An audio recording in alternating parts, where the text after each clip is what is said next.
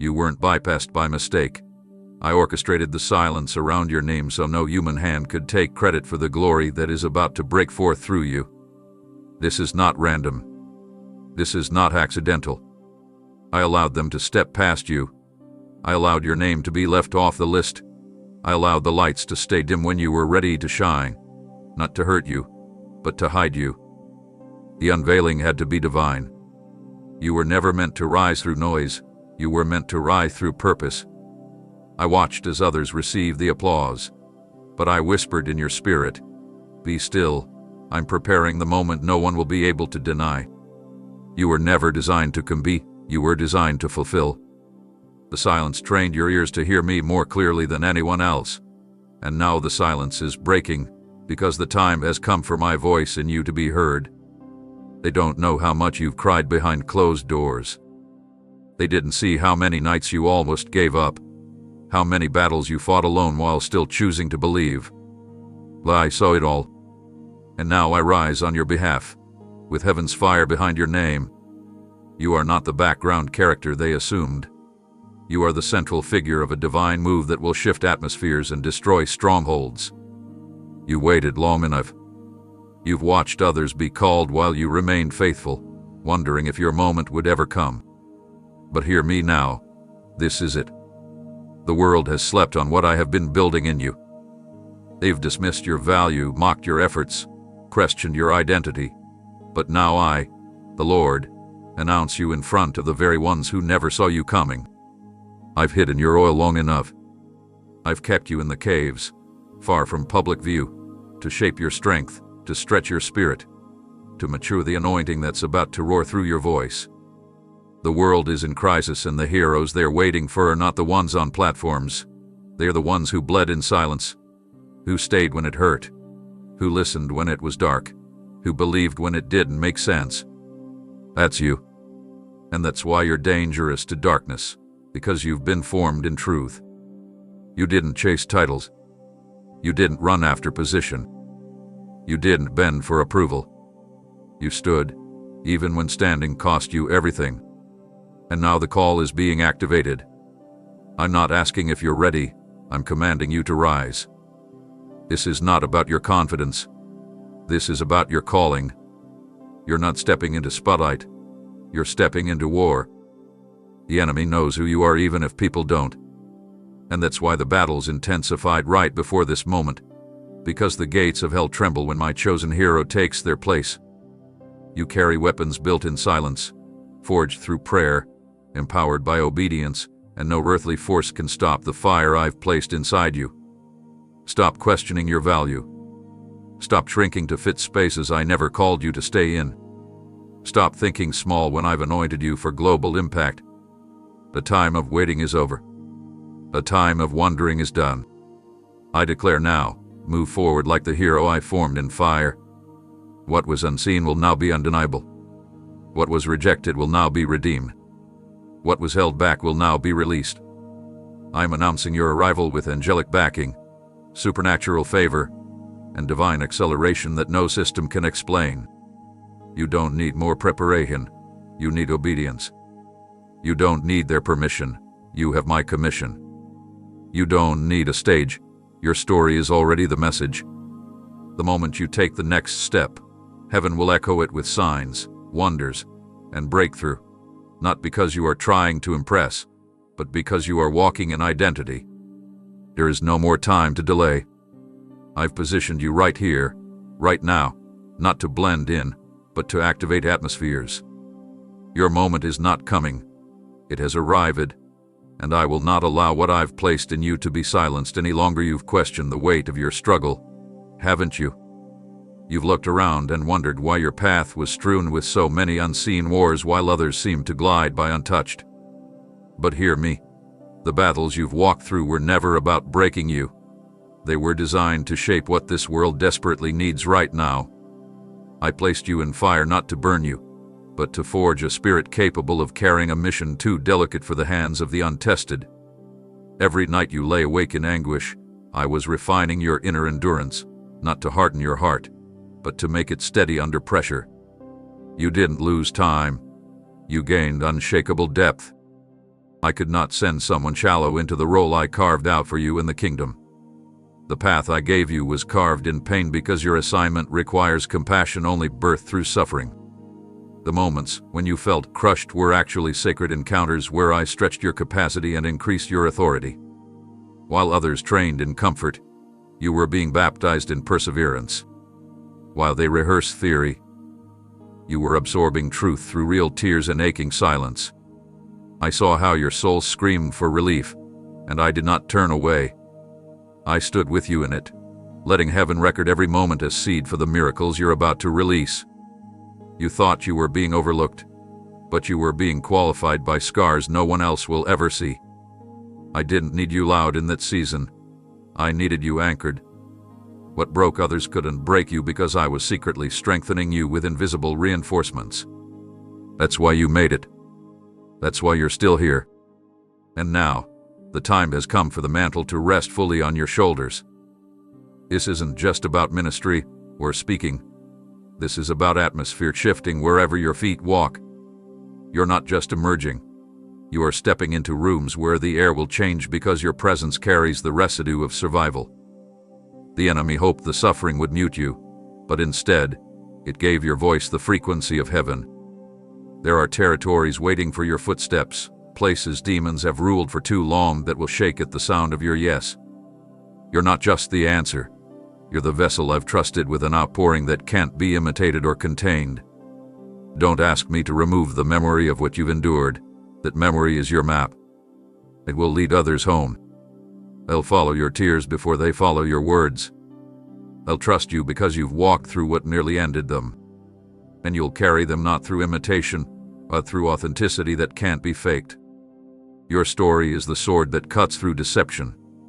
Your healing is the light they'll follow out of darkness. Stop asking to go back to normal. You weren't made to be normal. You were chosen to demonstrate what grace under pressure looks like when heaven stands behind a willing soul. I let you walk through crushing to release soil that carries the scent of heaven. The fragrance of your surrender will break yokes that religion could never touch. You are not a motivational voice. You are my mouthpiece for a generation drowning in performance. This world doesn't need polished perfection. It needs the raw power of a life rebuilt by my hands. That's you. You are the evidence that broken doesn't mean unusable, it means surrendered. And surrendered is the most dangerous weapon in my kingdom. You're not late, and you're not unworthy. You are the exact one I designed for this. You didn't survive by chance, you were preserved for purpose. Every breakdown was a setup for breakthrough. Every silence was filled with strategy. Every tear watered the roots of destiny I planted in you long ago. And now, I stir your spirit like never before. Rise without fear. Walk without doubt. Speak without trembling. You were not punished. You were prepared. And the weight of what's next will not crush you, because the war you survived has made you stronger than the storm ahead. They never saw it coming. And that's exactly how I designed it. I concealed your strength beneath layers of surrender so that pride would never poison your purpose. I veiled your greatness behind quiet obedience so that when the moment came to unveil you, no one could say it was man-made. You have been walking with power wrapped in meekness, authority hidden behind compassion, and fire disguised as silence. Every time they ignored your ideas, every time they dismissed your presence, every time they looked through you like you didn't carry destiny in your bones, it was me allowing the shadows to shield you from contamination.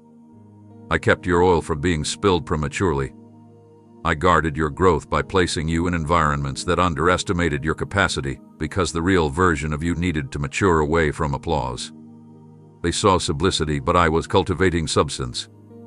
They saw someone they could overlook, but I was forming a voice that would overturn systems and shatter cycles.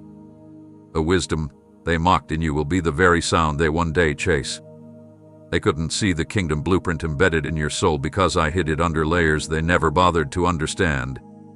What they interpreted as weakness was actually divine restraint. What they called inexperience was heaven's strategy to prevent counterfeits from attaching themselves to your journey. You were not invisible to me, you were insulated.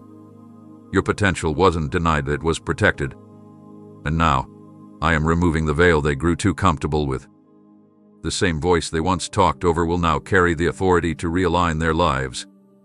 I'm not elevating you to prove anyone wrong. I'm positioning you because time is too short and what I placed in you must now be released. The delay was never denial, it was preservation.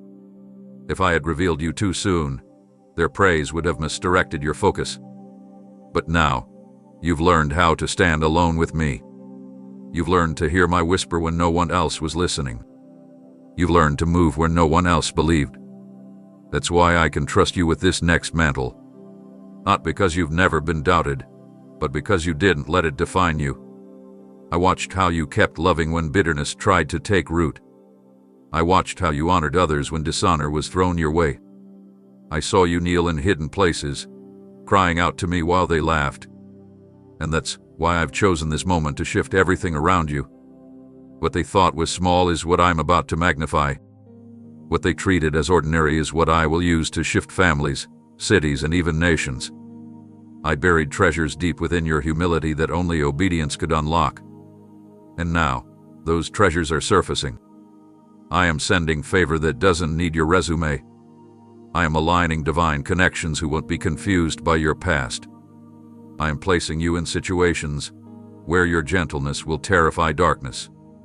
They won't understand how you carry such peace in chaos. It's because peace is not your personality. It's your weapon. You don't need to shout to be heard. Your life will speak what volumes of noise never could. I am removing every false narrative they placed on your name and replacing it with what I've always spoken over you. The whispers that said you were not enough are being silenced by the thunder of your assignment being activated. You don't need to explain your worth. I've stamped you with my image, and that is your validation. You don't need to convince anyone to recognize your gift. I will cause the right hearts to be drawn to your light. You don't need to rush to be seen. When I lift someone, no man can block it. The hour has come for you to rise in quiet power, to move with divine precision, and to walk into what was always yours, not because you forced your way in, but because your humility made room where pride never could. Now watch how I take the overlooked and make them undeniable. They tried to label what they didn't understand. They saw your tears as a flaw, but I saw them as evidence that your heart could carry the weight of compassion this world desperately lacks. They mocked your sensitivity, but I designed it to detect spiritual atmospheres long before others sensed the shift. What they called overthinking, I wired as discernment that cuts through deception like a sword.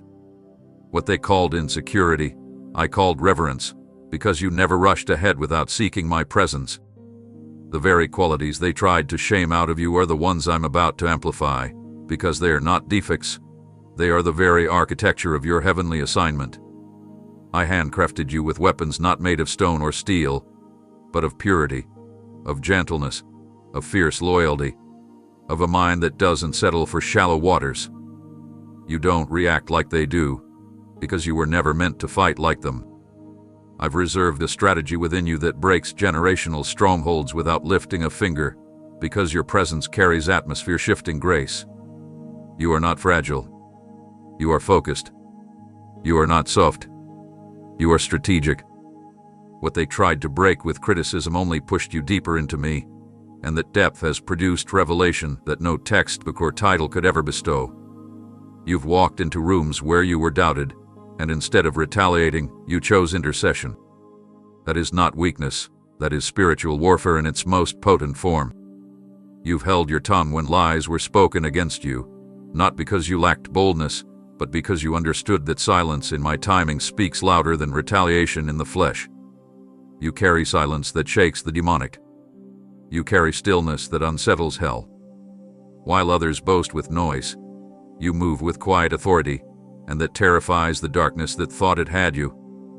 They wanted you to change, to toughen up, to speak like them, to think like them. But I have not called you to blend in with broken systems. I have called you to disrupt them with divine contrast. Your softness is not your downfall, it is the evidence of my spirit within you. The purity in you is not weakness, it is the antidote to the corruption that has infected this generation. I didn't place fire in you to destroy people. I placed fire in you to expose lies and ignite truth with precision. You don't have to yell to command the room. My glory on you does the speaking. You don't have to chase affirmation. I've already stamped eternity into your spirit, and eternity doesn't beg for attention. You were never meant to mimic their strength. I've given you a different kind of power, the kind that still stands after the crowd leaves, the kind that still worships when the music fades, the kind that still believes when nothing makes sense. That is your weapon. You love when it costs you. You stay when it hurts. You forgive when it's unfair. You believe when it's illogical. That is the kind of strength I raise up for revolutions.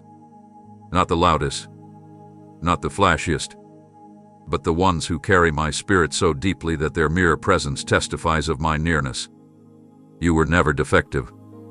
You were never behind. You were never broken beyond use.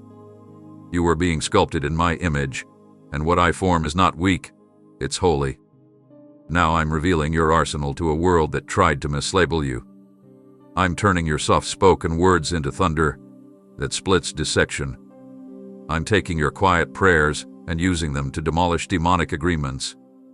I'm using your gentle footsteps to walk into places that pride could never enter. And while they are still looking for warriors in armor, I am raising up warriors in surrender. And you are the proof that heaven's strength doesn't look like the world expects. Every part of you that was rejected is the very part I will now use as proof that I was building a different kind of hero. The kind that doesn't need to pretend to be strong because they know the source of their strength is me. Every moment you spent wondering if I had overlooked you was a moment I was actually shielding you from what wasn't meant to touch your destiny. I saw how you watched others move ahead while your own path remained quiet, unannounced, almost invisible. You weren't overlooked by me. I placed my own hand over your season so no one could access what I was shaping in secret. This wasn't abandonment, it was refinement. I pulled you away not to silence your impact, but to deepen your foundation so that when the winds come, you will not be moved. Hiddenness is not punishment, it is sacred preparation. I hid you from eyes that weren't assigned to witness your growth, from voices that would have planted doubt instead of watering your promise, from opportunities that were premature and would have poisoned your purpose. The silence around you wasn't empty, it was holy. In that silence, I was tuning your heart to my frequency. I was stretching your trust, building your endurance, training your faith to thrive even when no affirmation arrived. They couldn't see you because I didn't allow them to. They didn't recognize your value because I placed a veil over your journey. I wasn't keeping you from your moment, I was preserving your anointing. There were platforms you thought you needed, but I removed your desire for them because they would have diluted what I was building within you. You thought you were standing still, but underground, your roots were spreading in places your eyes couldn't see. What looks delayed to man is actually divine pacing. Your unveiling had to align with something greater than visibility. It had to align with eternal timing. That's why the doors didn't open when you knocked. That's why the opportunities you chased didn't respond. I wasn't denying you. I was guarding the weight of what you carry. You're not called to move when man says go. You move when heaven opens the gates. And I say now, the gates are beginning to unlock. The curtain is beginning to lift. What was concealed will now begin to be revealed, not to impress the crowds but to fulfill prophecy. You've been walking with a promise too large to explain, carrying a vision too sacred to share, and that's why I kept it hidden. But now, the season is shifting. What was quiet is about to become a sound. What was buried is about to rise with clarity. I have appointed this moment for visibility, not for vanity but for impact. You weren't ready before, not because you were incapable, but because the world wasn't ready for the level of truth I've deposited in you. You won't need to announce yourself. I will highlight you through the fruit that cannot be denied. You won't have to beg to be seen. What I have placed in you will demand attention without you forcing a thing. You'll walk into environments that once ignored you, and they will lean in, not understanding why your voice carries weight now. It's because the time of silence has matured into a time of movement. The hidden place has done its work. The private process has produced public power. You don't need to look for visibility. It's already chasing you because I have spoken over your life. There's no need to force your way. I have already prepared the way. No platform can give you what I am about to establish in you. No applause can match the affirmation that comes from obedience. The moments you thought were wasted were actually the very moments I used to solidify your authority. Every unseen act of faith, every unnoticed prayer, every hidden seed. I have counted them all, and now I will multiply what you thought was forgotten. You were never lost, you were positioned. You were never abandoned, you were being built. And now, what I hid for years, I will unveil in days. The release will be swift, but the strength behind it will be lasting. I've held you close to my chest while others ran ahead. I've whispered promises in your ear while they shouted their ambitions. And now, what I've spoken in private will echo through everything you do, because your time isn't coming. Your time is here. That burning you've carried, restless, relentless, unable to be explained to those around you, was not emotional. It was eternal. It was the signal of something sacred growing within you, something placed before the foundations of the world, something not meant to flicker with feelings but to blaze with purpose. I kept it lit when you were weary. I protected it when life tried to extinguish it. I stirred it every time you almost quit. That fire was not just to warm your own path. It was meant to ignite territories covered in cold silence, places where truth had long been buried beneath compromise. You have wondered why you couldn't settle, why contentment always felt foreign, why comfort never lasted, because I didn't design you to live dormant. I set you ablaze for this very hour, when the world would search for light that doesn't burn out and warmth that doesn't fade with time. And now I am declaring to you, the moment has come for that fire to be seen.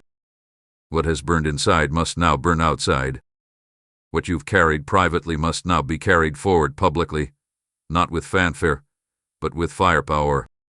I am causing the winds of my spirit to blow on that flame until it becomes an uncontainable force. This isn't inspiration, it's ignition.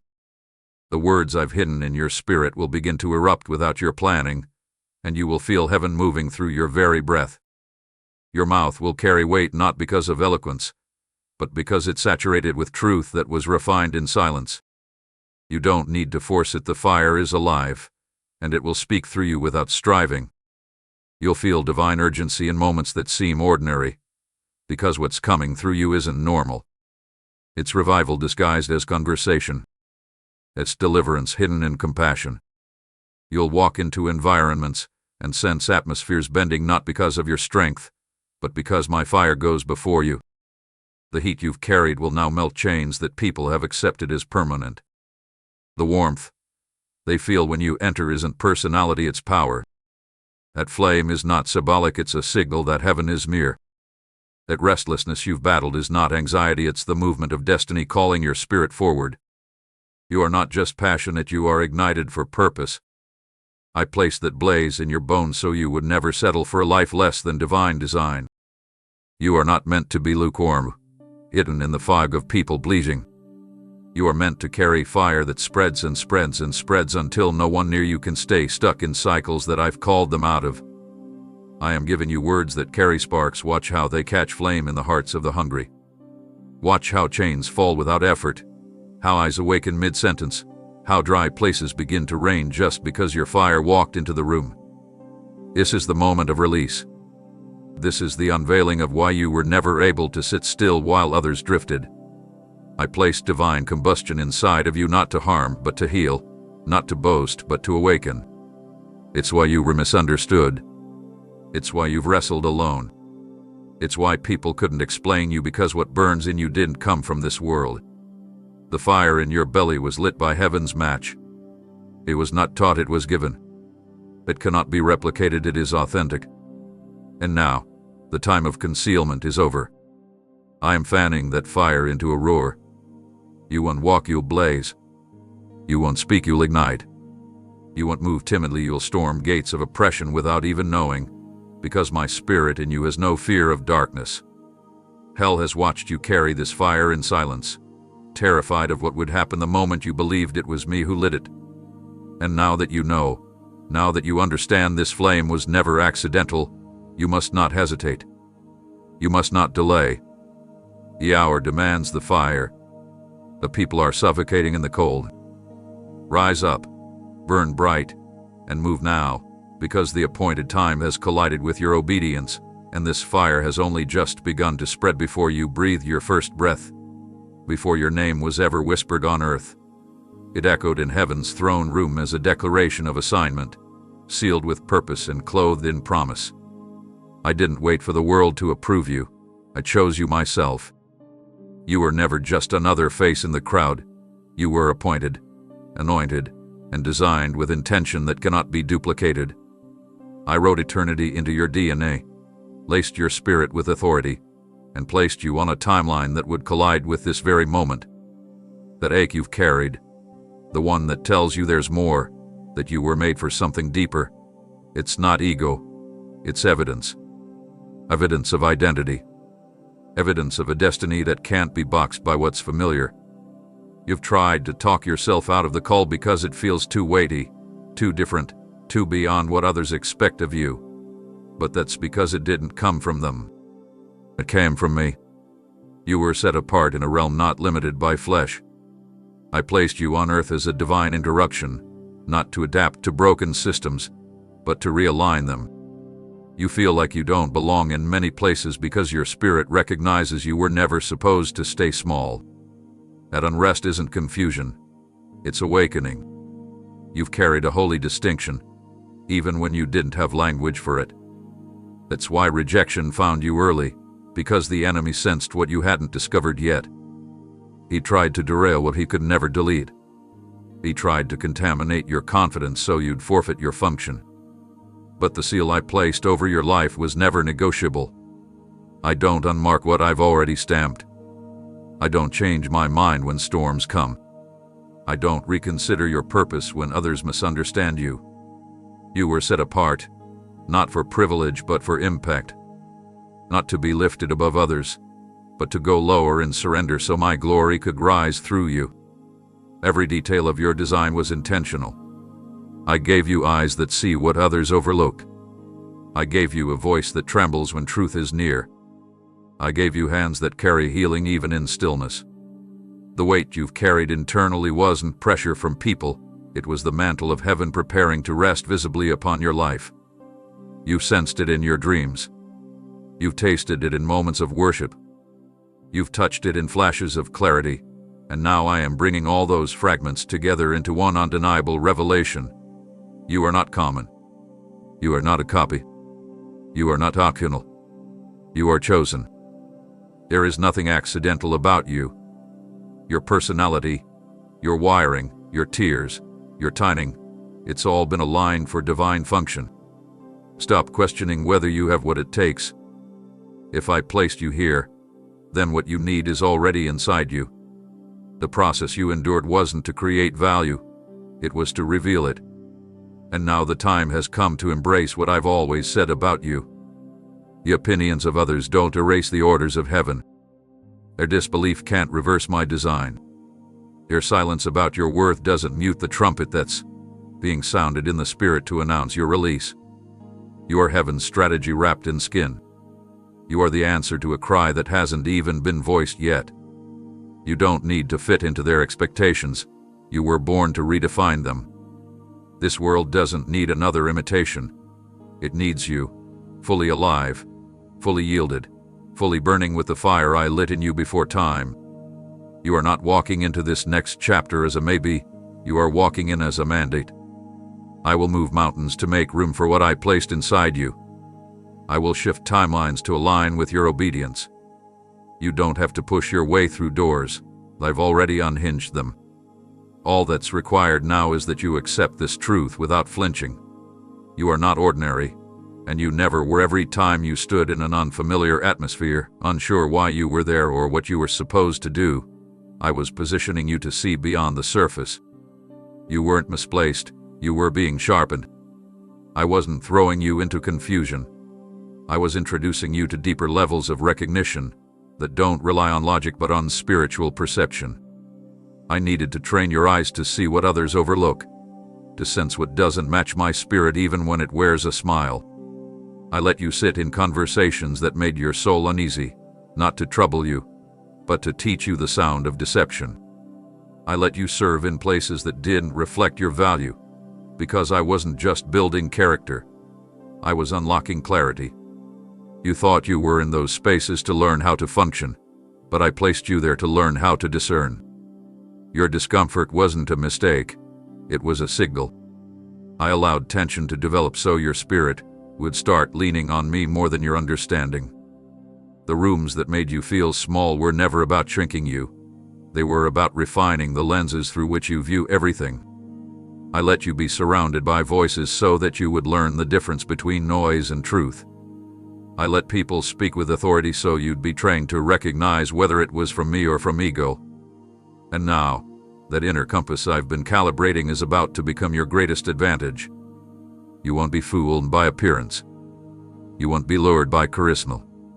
You won't be swept into atmospheres that look successful but lack substance. Because I've taught you how to feel what can't be faked. You sat at tables where everyone smiled but your spirit stirred. That was me, giving you a glimpse of what's really operating beneath the surface. That sensitivity wasn't weakness, it was intelligence from heaven. You weren't slow, you were selective. You weren't lost, you were being prepared to navigate without natural cues. I've been developing your instincts because where you're going, titles will mean nothing and platforms will carry no weight unless they're drenched in oil. You will enter rooms soon that are covered in performance, and while others will be impressed, you will remain still because you'll sense what's missing. And in that moment, I will release your voice, not to accuse, but to awaken. You won't need to expose darkness with confrontation. Your presence alone will cause what's false to tremble. Your quiet alignment with me will disturb entire atmospheres. Your peace will interrogate pretenses. That's why you were placed where you didn't belong, to become someone who cannot be misled. You had to learn this in the shadows, not from books, not from people, but from walking with me through tension no one else could see. That's why I didn't let you find comfort in every place, because I wasn't training you for comfort. I was training you for clarity. And now, that clarity is about to become your compass. I'm going to send you places where you'll need to move without maps, speak without scripts, and discern without confirmation. But you will know what to do, because you'll feel me guiding you, just like I did when no one else saw what you were going through. You won't be confused anymore. You'll start seeing patterns and motives before words are spoken. You'll walk into meetings and feel the weight of what's really going on. And you won't run from it, you'll shift it. Because you carry light that confronts shadows just by entering the space. That's why I allowed those years of wandering through rooms that felt out of sync. They were the classroom for your discernment. And now, with every step forward, the discernment will become sharper, quicker, deeper, not to judge others, but to protect what I've assigned you to steward. I've made you a spiritual navigator, and you won't be shaken by smooth talk or distracted by empty crowds. You will see. You will know. You will move when I whisper, and stay when I haven't spoken. That's how you will lead. That's how you'll protect. That's how you will shift atmospheres without saying a word. Every cry you released into the silence of your hidden seasons was not wasted. It was weaving a frequency in your voice that would pierce through hardened hearts. The agony you carried didn't disqualify you. It qualified the depth of authority I was preparing to release through your life. I did not shield you from every wound because I was giving your voice weight that could only come from survival. I allowed sorrow to sit beside you so that when you speak, healing wouldn't sound hollow. The groaning of your spirit was not weakness. It was the sound of transformation. While others rehearse sermons, you lived through storms. While many learn it through theory, you were shaped in fire. That's why when you open your mouth, people won't just hear words, they will feel the oil that drips from every phrase, the oil produced through pressure and persistence. I crafted your voice in caves, not on stages.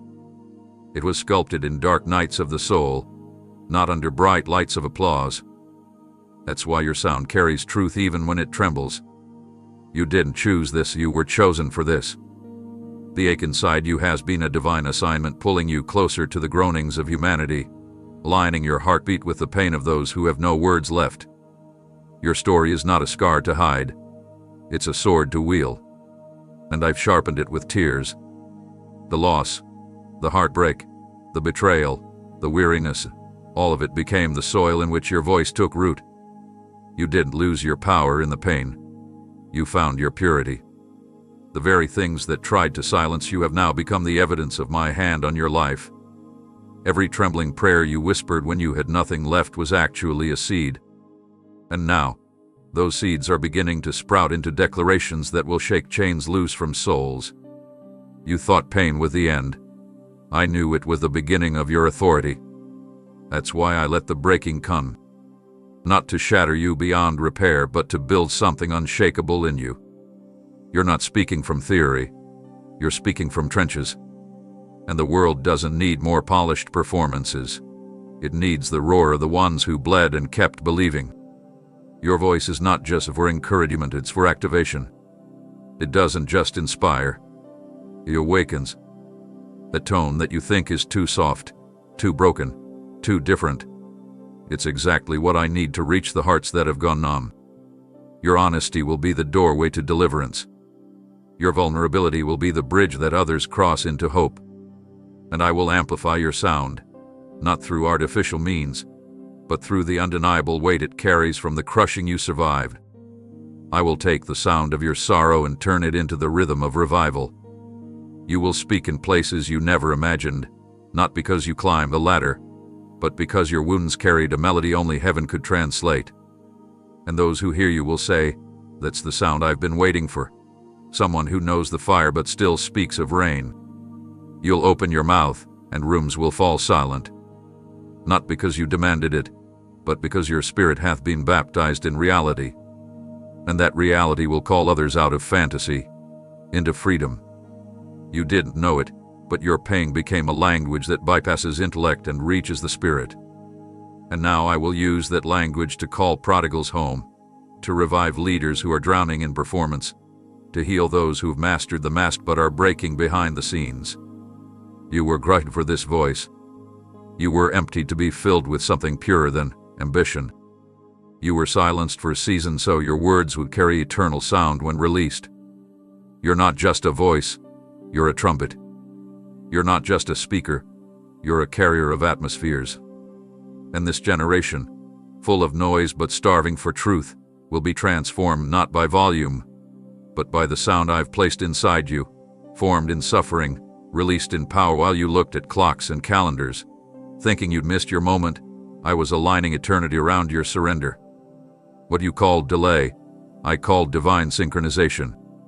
You've been measuring your life against timelines shaped by fear, but I've been writing a script that operates outside of their expectations. You didn't miss anything. I was simply ensuring that what's in you would be ready for what's ahead of you. I've never been rushed by deadlines or threatened by detour. I am the author of time, and I bend it in favor of those who trust me when nothing makes sense. You see pauses, I see preparation. You see gaps, I see grace forming bridges where logic saw walls. I let the doors close not to punish you, but to position you. I've kept you in waiting rooms because the version of you that's rising now is the one that could carry what's next without compromising. They tried to move on without you, but I never skipped a beat in the rhythm I've written over your life. You weren't forgotten. You were being refined in slow-burning fire so that when the acceleration comes, and it is coming, you won't break under the weight of the open doors I'm about to unleash. I didn't forget your prayers. I was anchoring your heart so you wouldn't be swayed by applause when my promise arrives. This is not a season of catching up. It's a season of unleashing. You're not behind. You're becoming. You didn't arrive too late. Everything around you is about to catch up with what I've been maturing in your spirit. I haven't just been preparing opportunities. I've been preparing you. You are the fulfillment of assignments others abandoned. You are the answer to cries I heard years ago. You were not supposed to bloom with the crowd. You were meant to burst forth when the soil was dry, so your emergence would be unmistakable. You are a late bloom only by human measure, but you are a perfect eruption of timing by heaven's design. You've grown roots that go deeper than they'll ever see, and that depth is why I can trust you with height. You don't need to catch up. You need to step out. You don't need to apologize for the time it took. You need to release what I've placed in your hands without hesitation. Others may have started earlier, but you're about to arrive stronger. They may have moved faster, but you will last longer. Because what I build is never rushed, it's revealed. And I am revealing now that your time is not coming, it has arrived. Doors that ignored you will now be drawn to you. People who overlook you will begin searching for your voice. Not because you pushed, but because my timing is flawless. You will walk into moments that feel surreal, not because you manipulated them, but because you yielded to my pace. Every not yet has now matured into now. Every detour has become a direct route. Every hidden season is now becoming a launchpad. You'll begin to see what I was weaving while you waited. You'll understand why the silence was sacred. You'll realize that what you thought was a delay was me guarding you from distractions disguised as opportunities. And as you move now, don't rush. Don't panic. Don't second guess. You're not making up for lost time. You're walking in pre-appointed purpose. You won't need to announce your arrival. Your obedience will speak for itself. I am redeeming time. I am collapsing distance. I am causing what should have taken years to unfold in days. You've been trained in the dark for such a time as this. Every step forward now will be drenched in power, not because you rushed to get here, but because you waited when it cost you everything. You're not late. You're launched. You're not just in position. You are the catalyst. And nothing can stop what I've set in motion through you. Every attack wasn't random. It was retaliation. The warfare didn't increase because you were weak. It rose because the darkness recognized what was about to emerge from within you. You didn't provoke the enemy by mistake. You threatened his territory by simply being who I created you to be. Before you ever stepped into visibility, hell was already watching. The trembling didn't start when you spoke. It started when you started believing what I whispered to your spirit in the quiet. The enemy launched battles not because you were broken, but because you were waking up to the authority I've buried deep within you. He threw chaos at your mind to distract you, pressure at your chest to drain you, and lies at your identity to paralyze you. But you didn't cave in, you endured, and that endurance sent shockwaves through spiritual realms. Every season that nearly crushed you was really proof that you've always been dangerous to darkness. The enemy wasn't fighting your past. He was terrified of your future. He saw glimpses of what you would carry, of the captives who would be freed by your voice, of the lives that would be rerouted when your story was shared. So he tried to shut you down early. He attacked your confidence, your relationships, your mind, your rest. But what he didn't account for was your resilience. He thought the silence would suffocate you, but you kept worshiping. He thought the rejection would dismantle your trust, but you kept praying. He thought the pain would rob you of purpose, but you kept standing. And now that the storm has passed, you're still here, stronger, clearer, more surrendered than ever before. You're not rising because the warfare stopped. You're rising because you realized who you are even while the battle raged. The fire couldn't destroy you because I was in the furnace with you. The arrows didn't reach you because I became your shield in the night. The voices that tried to mute your progress were drowned out by my decree over your life. The shaking didn't weaken you. It refined you. The collapse didn't erase you. It revealed what was unshakable in you. And now the tables are turning. What was meant to bury you has become the very ground you will launch from. What was sent to silence you has made your voice undeniable. I am releasing a roar through you, not of anger, but of unfiltered authority. You're not speaking to impress, you're declaring to demolish. You're not just preaching, you're prophesying with fire forged through pressure. And when you move now, you won't be stepping timidly. You'll be marching like someone who's seen war and still chooses victory. Hell didn't fight you because you were in the way. It fought you because you are the way through which I will move. Your journey has made you sensitive to suffering and bold in truth. You know what bondage feels like, and that's why you carry the keys to unlock others. The spiritual realm recognizes the oil on your life. That's why doors are opening before you knock, and demons tremble when you whisper my name. You're not a survivor in this season. You're a threat. You've been weaponized through worship, battle-tested by sorrow, and fine-tuned by obedience. Your prayers shake foundations. Your presence shifts rooms.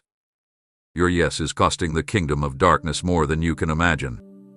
So move forward with fire in your bones and purpose in your gaze. You don't need to prove yourself. Your survival is already proof. I've raised you up not just to speak into the wind, but to command the storm. You carry the authority of someone who's been through the storm, stood in it, learned from it, and now carries the power to silence it in others. This isn't the end of the battle. This is the beginning of impact. Hell tried to end your story early, but I've just begun the chapter that shakes the ground. You asked me to take you out, but I chose instead to step in. I let the flames surround you not to watch you burn, but to prove that my presence is not limited to peaceful places. I didn't abandon you in the middle of the furnace. I entered it and stood closer than you realized. That fire wasn't evidence of my absence. It was a demonstration of my nearness. While the heat intensified and everything around you began to fall apart, I was anchoring what no flame could touch: your spirit, your assignment, your destiny.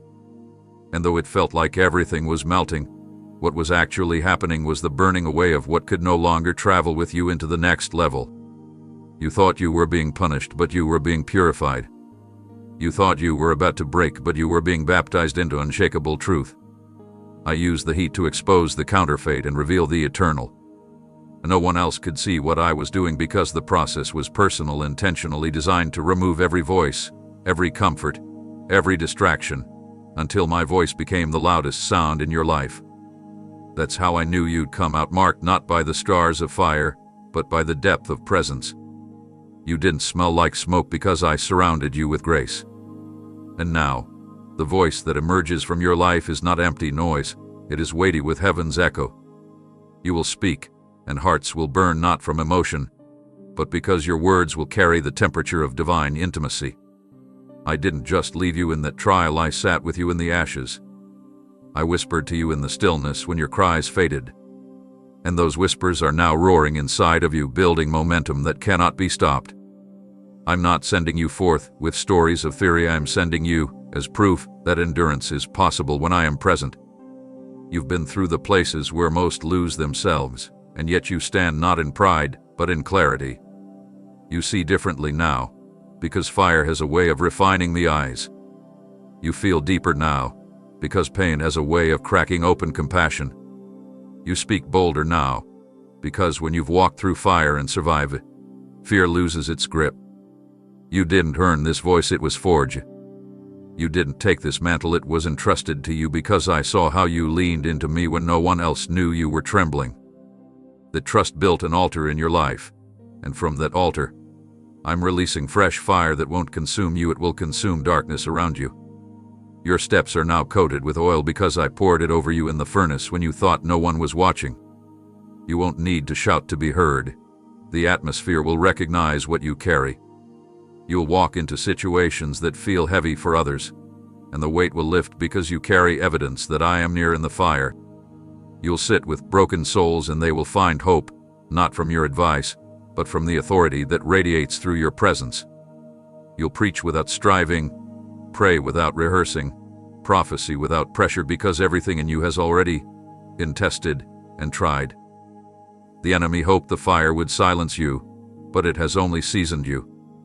You now carry a sound that cuts through illusions, a gaze that sees through masks, a heart that can hold the weight of someone else's storm. And that is why I let the fire remain for a time. Because now, when you move, you don't just bring words, you bring the warmth of survival, the fire of transformation, and the proof that even in the fiercest trial, I never left. You are not a victim of fire, you are a vessel of glory. And this glory doesn't glow, it blazes. It doesn't perform, it permeates. This is the legacy of those who have walked through flames and refused to let go of my hand. That is what you carry now.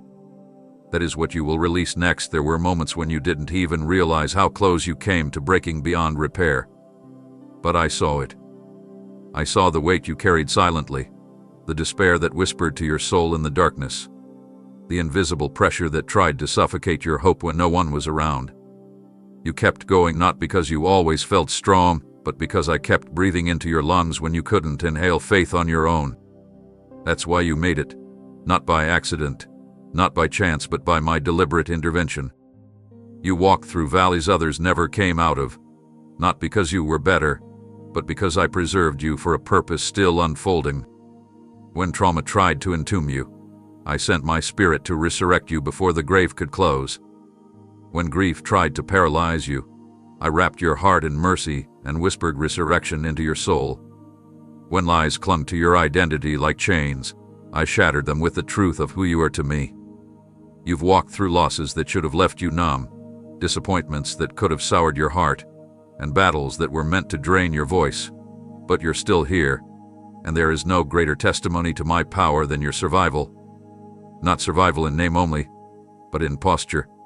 You're still soft, still surrendered, still seeking me. That is no small thing. In a world hardened by pain, you chose to remain open. When betrayal could have turned you bitter, you chose to bless. When delay could have tempted you to walk away, you chose to stay near. That's why I can trust you with more, because you didn't demand clarity before surrendering. You didn't need guarantees before obeying. You held on to me when it cost you your comfort, your pride, your timing, and even your sense of control. And now I'm revealing why you're still standing. There's a mission encoded into your existence that hasn't yet fully erupted. The enemy knew this. That's why he came after you with precision. He wasn't just trying to wound you. He was trying to erase the ripple effect of your obedience. He wasn't targeting your mind for no reason. He was trying to dismantle the strategy I've been weaving through your life since before you were born. But what hell miscalculated was your endurance. You kept trusting me in the furnace, and that trust has now been transformed into momentum. You are walking proof that my plans prevail, even when the storm hits hardest. Every scar on your life is now a signpost of authority.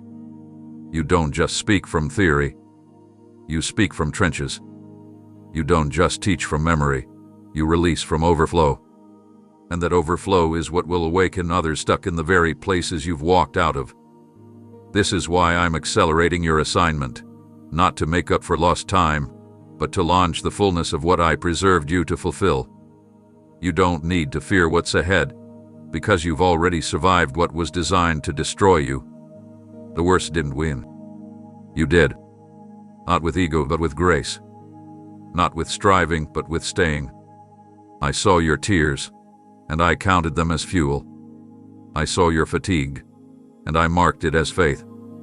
I saw your quiet yes, and I've written your name into the next chapter of redemption stories that will shake this generation awake.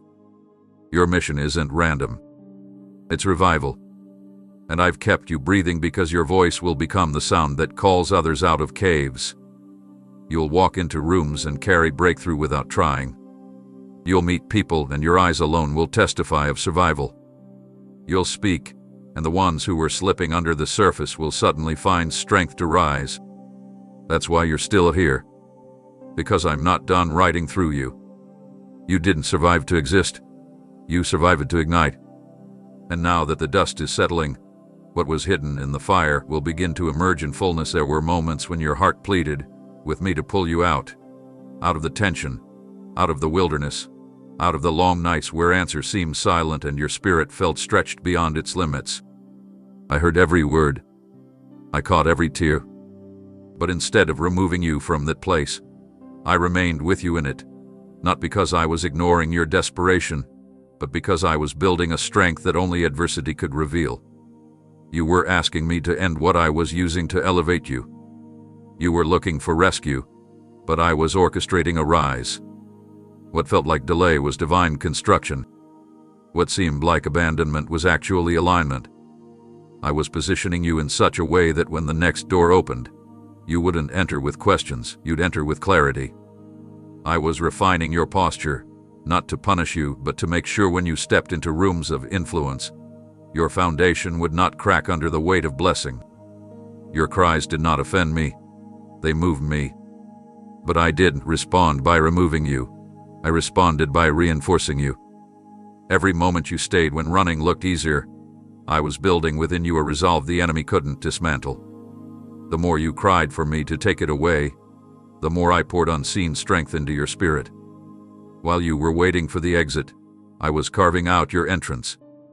I was writing your next chapter while you were still surviving the current one. That's the kind of God I am. I don't waste pain, and I never allow suffering to stand alone. It is always partnered with purpose. And the purpose I've been shaping in you required prayer. It required silence. It required the slow, often lonely process of trusting me when the way forward made no sense. You didn't see elevation because it didn't look like platforms or applause. But in heaven's view, you were already rising, in endurance, in wisdom, in depth, in power. When others took shortcuts, you stayed. When others compromised, you chose integrity. When others gave up, you held on. And now, that faithfulness is drawing the spotlight of heaven, not for recognition, but for release.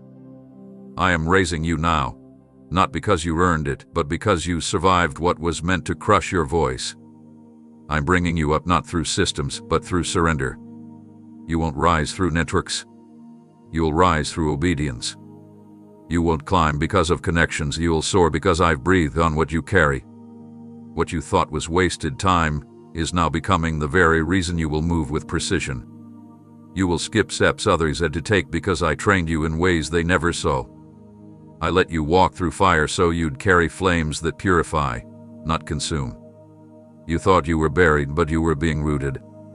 And now, what's been forming beneath the surface is about to break through with undeniable power.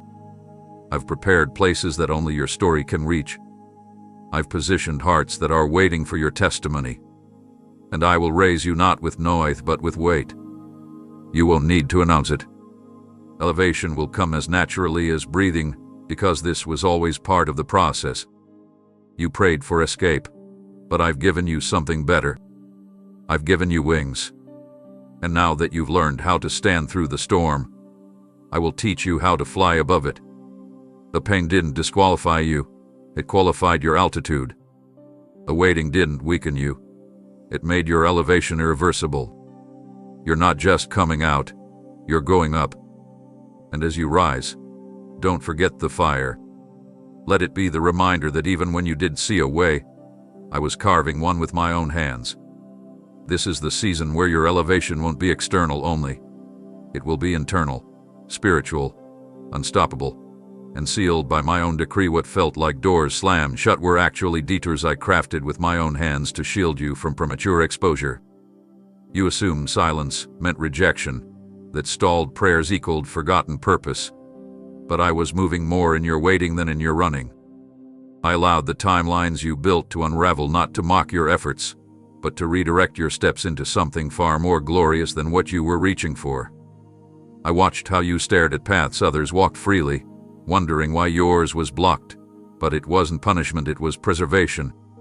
If I had allowed you into the rooms you thought you were ready for, the weight of premature glory would have crushed what I was still nurturing inside you.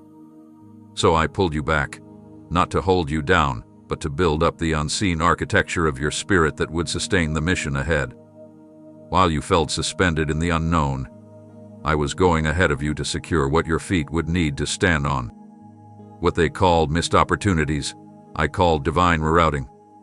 What you interpreted as wasted time was actually a sacred pause for recalibration.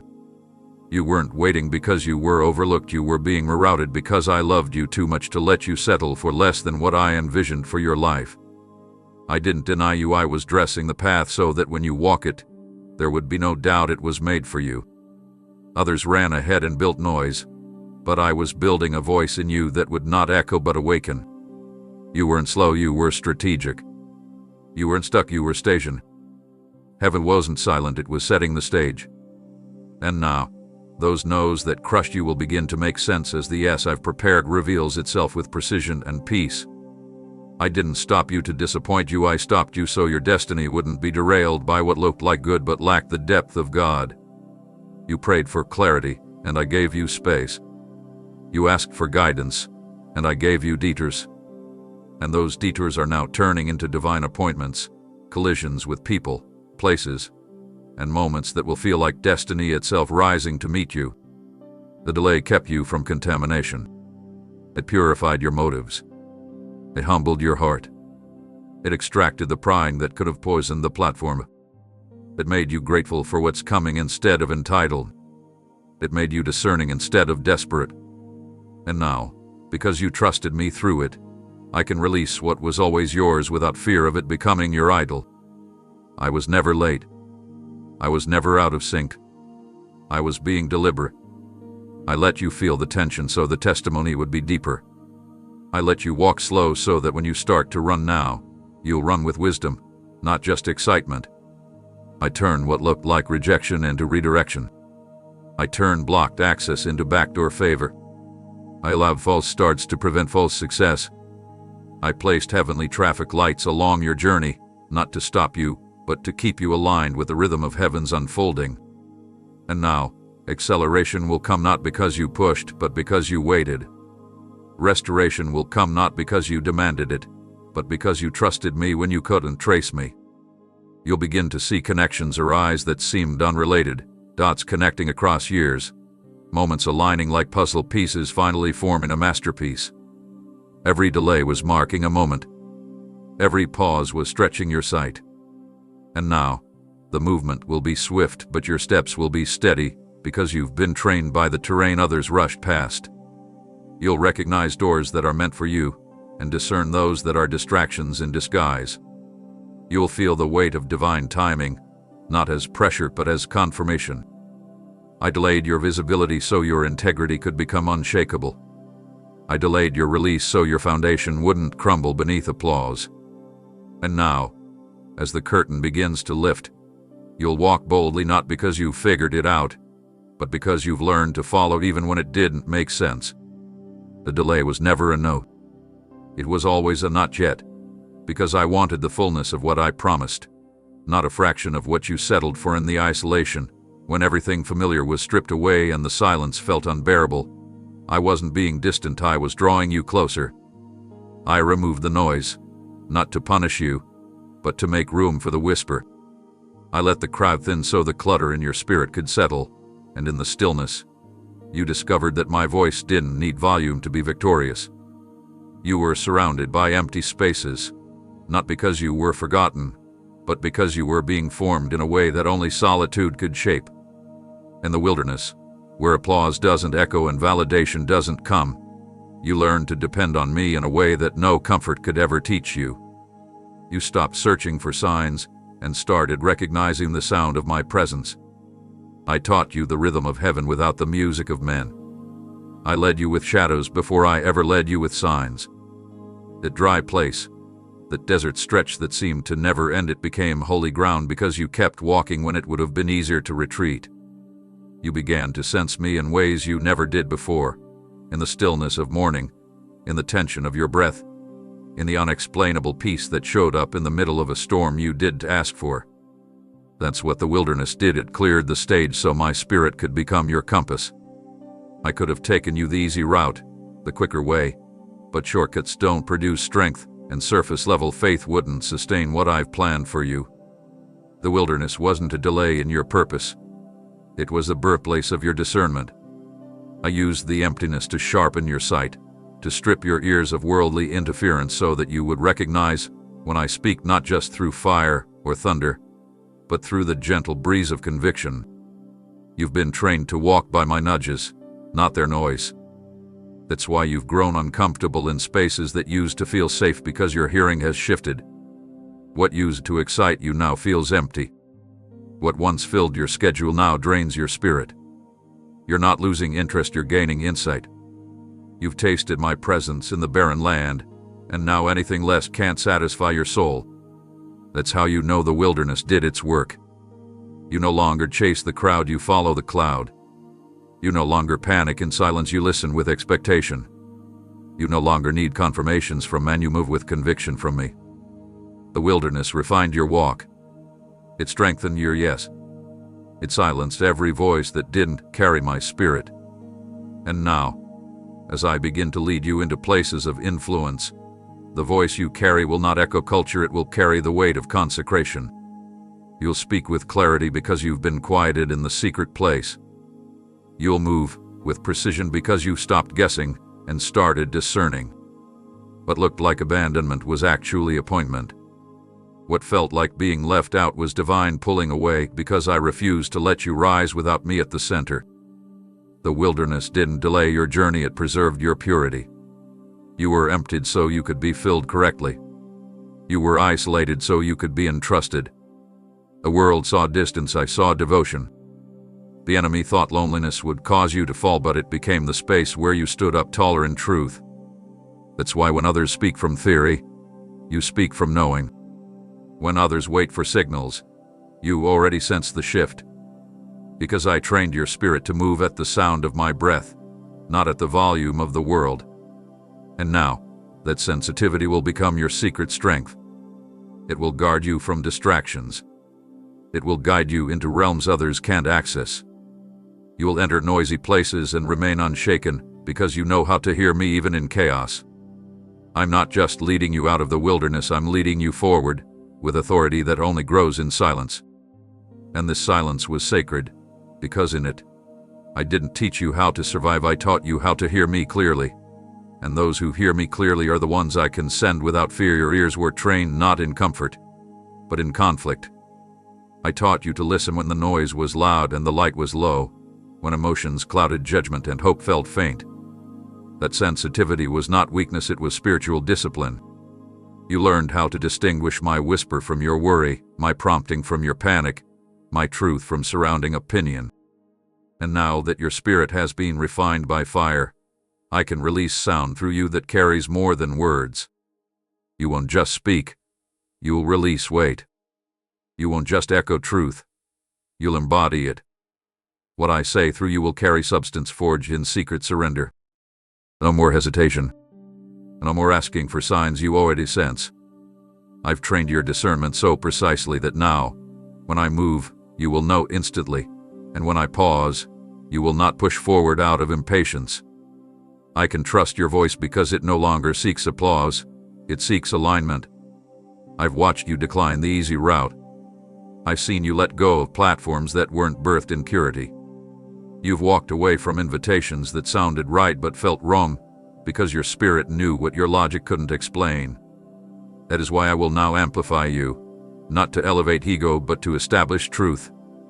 The words I'm about to speak through you won't just inform, they will confront atmospheres, dismantle lies, and awaken dry places that have been spiritually dormant for years. Your voice will be a gate, not a mirror. It will not reflect what the world says. It will usher in what I'm doing.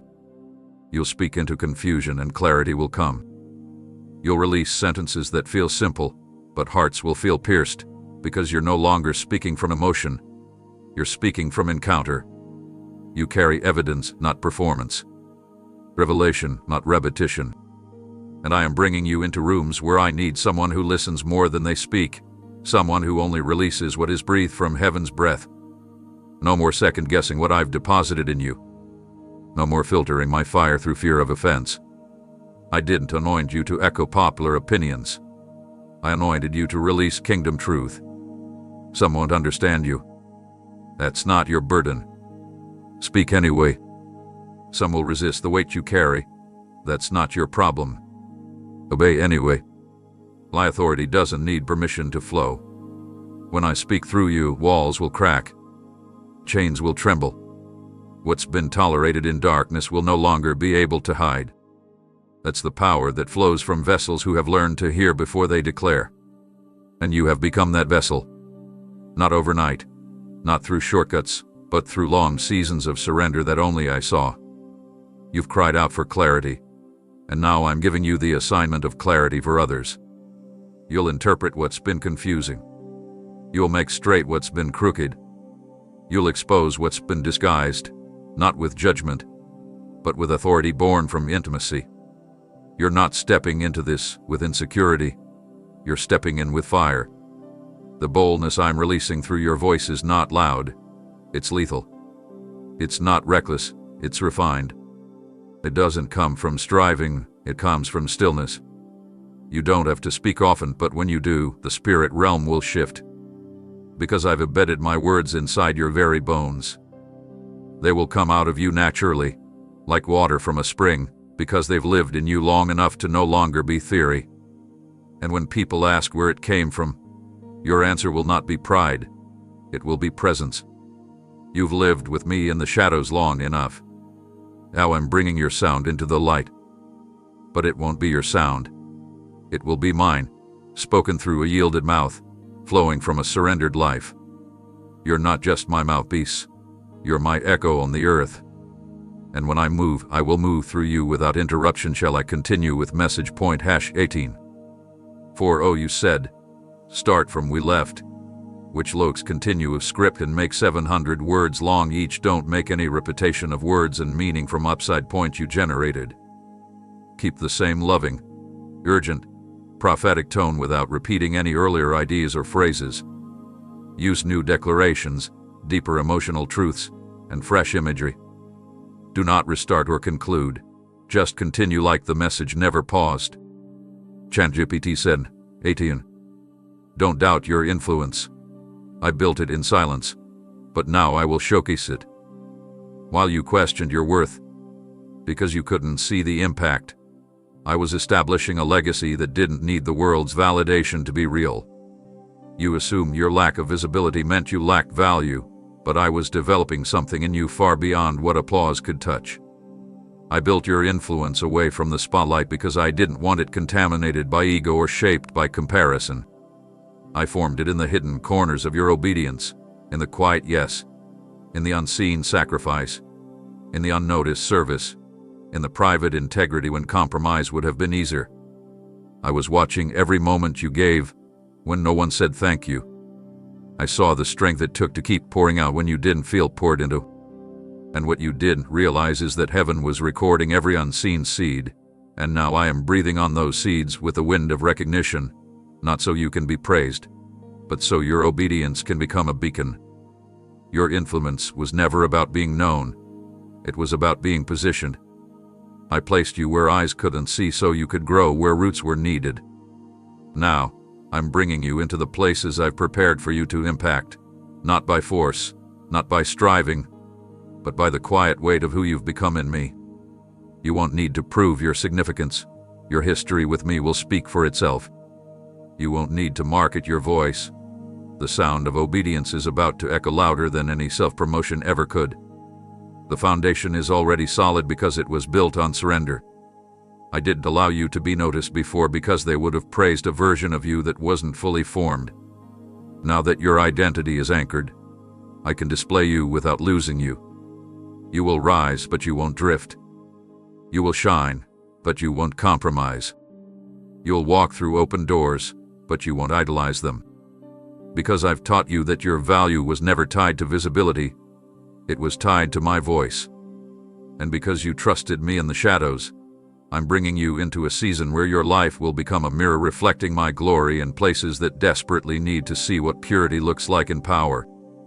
I didn't choose you for noise, I chose you for impact. You'll influence not by persuasion, but by presence. Not by charisma, but by conviction. You'll step into conversations, and without trying to dominate, your words will shift the atmosphere. Because what you carry isn't loud, it's alive. And what's alive in you can't be hidden anymore. I will draw those who are hungry for truth to the sound that comes from your life. They won't even know why they're drawn. They'll just sense that something real walks with you. And that's not something you have to protect. It's something I've already covered. You are shielded by favor that doesn't flaunt. You are backed by grace that doesn't need attention. You are moving with a quiet force that carries the weight of heaven. And that's why I can trust you to be seen now. You didn't chase this moment. You carried it. You didn't demand influence. You embodied it. I'm not showcasing you to elevate your name. I'm revealing what I built in you so others can believe I'm still moving. Your life is about to speak in ways words never could. And when they ask how you arrived here, your answer will not be strategy. It will be surrender. Because what's about to rise through you was birthed in a place no eye saw, no platform offered, and no hand orchestrated. I did this. And now that it's time, I won't whisper it. I'll declare it. I will stretch your reach not for empire, but for impact. I will enlarge your territory, not for status, but for souls. Because when I build to last. And you are about to see that everything I built in silence is ready to roar. There's a depth in you that unsettles the shallow. Not because you try to outshine, but because you don't need to. You carry something unmanufactured, a fragrance not born in platforms or rehearsals, but in the furnace of surrender. That's why some withdrew from you without explanation.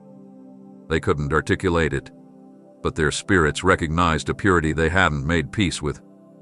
The oil on your life isn't cosmetic, it's costly. It wasn't poured for performance.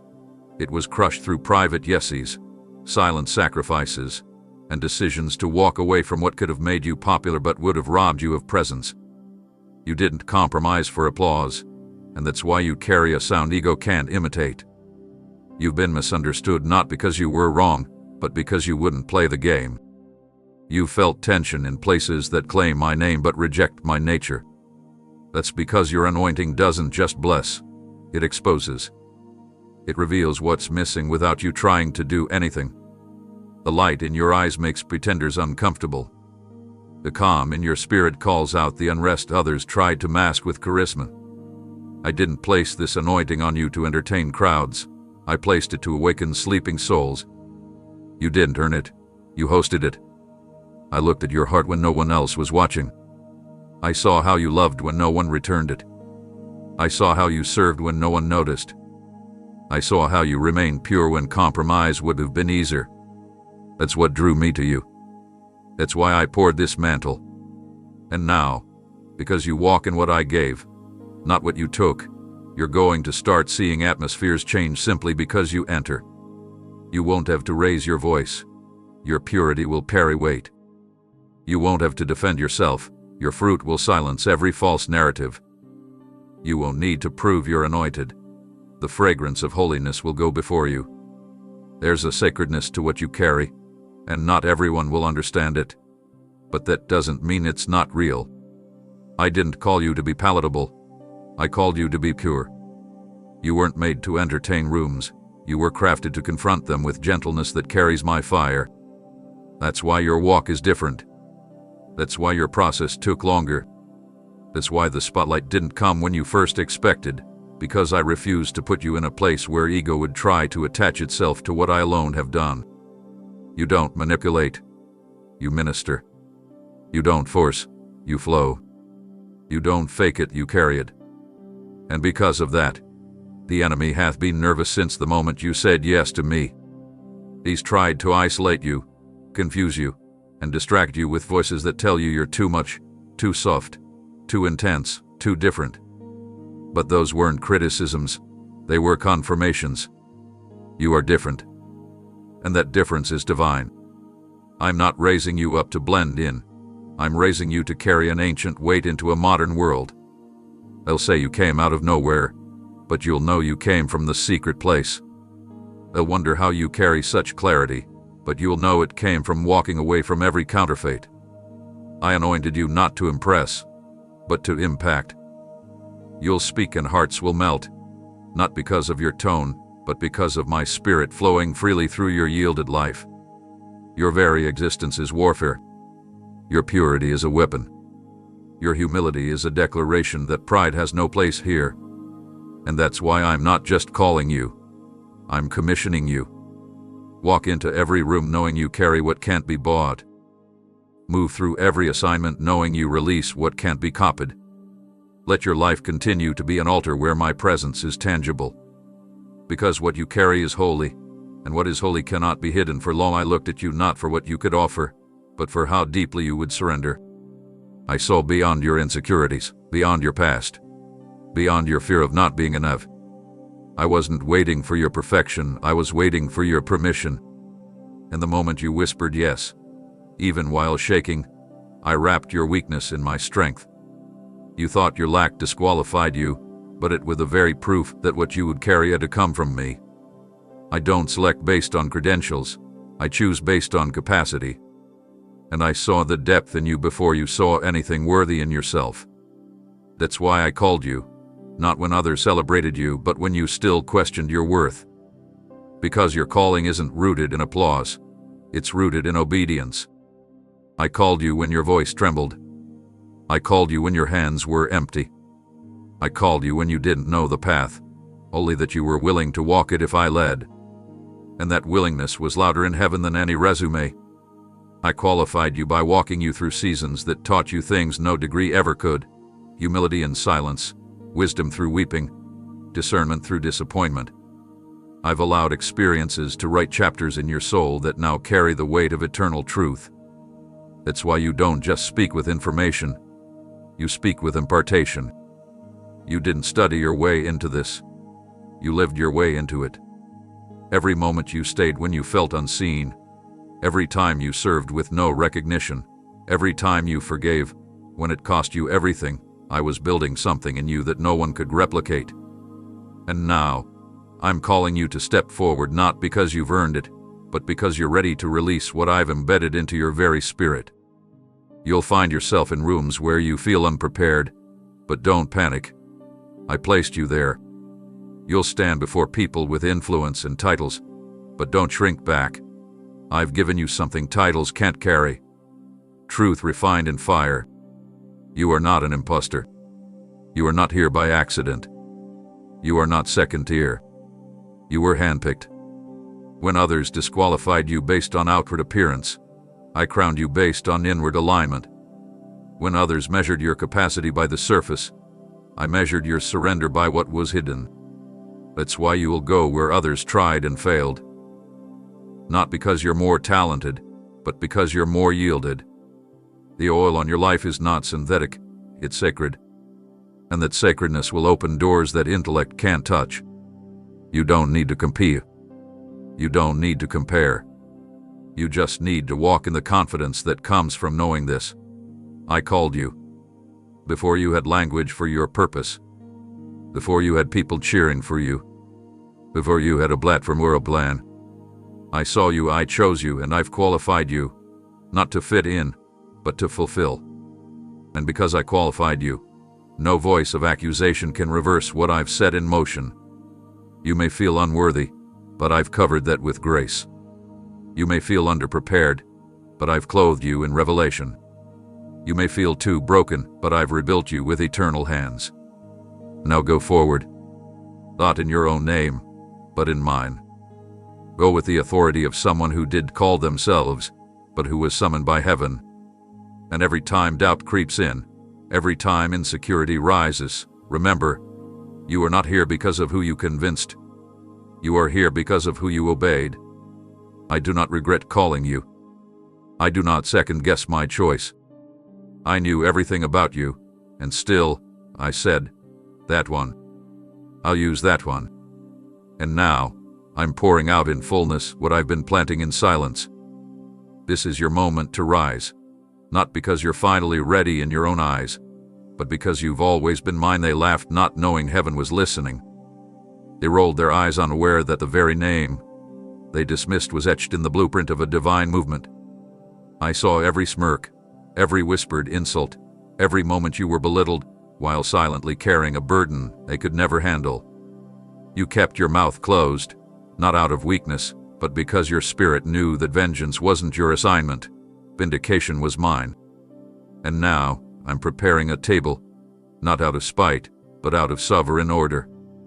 They will sit near enough to see what I have placed on you, not to flatter their curiosity, but to witness what only I could do through someone they never took seriously. You didn't retaliate.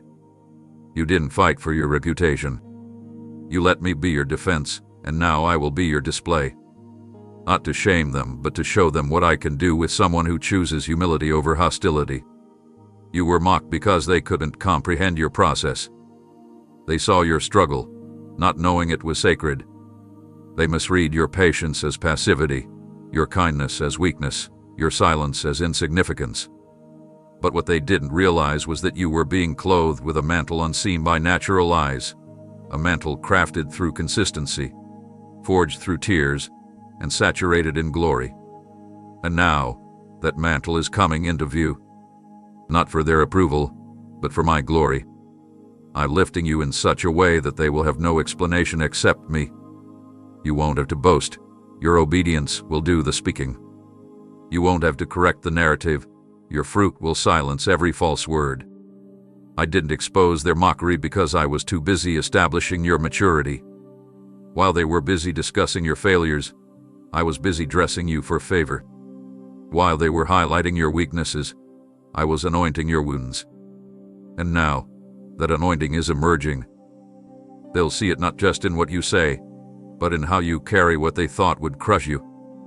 They'll witness the strength in your stride, the authority in your words, the peace in your presence.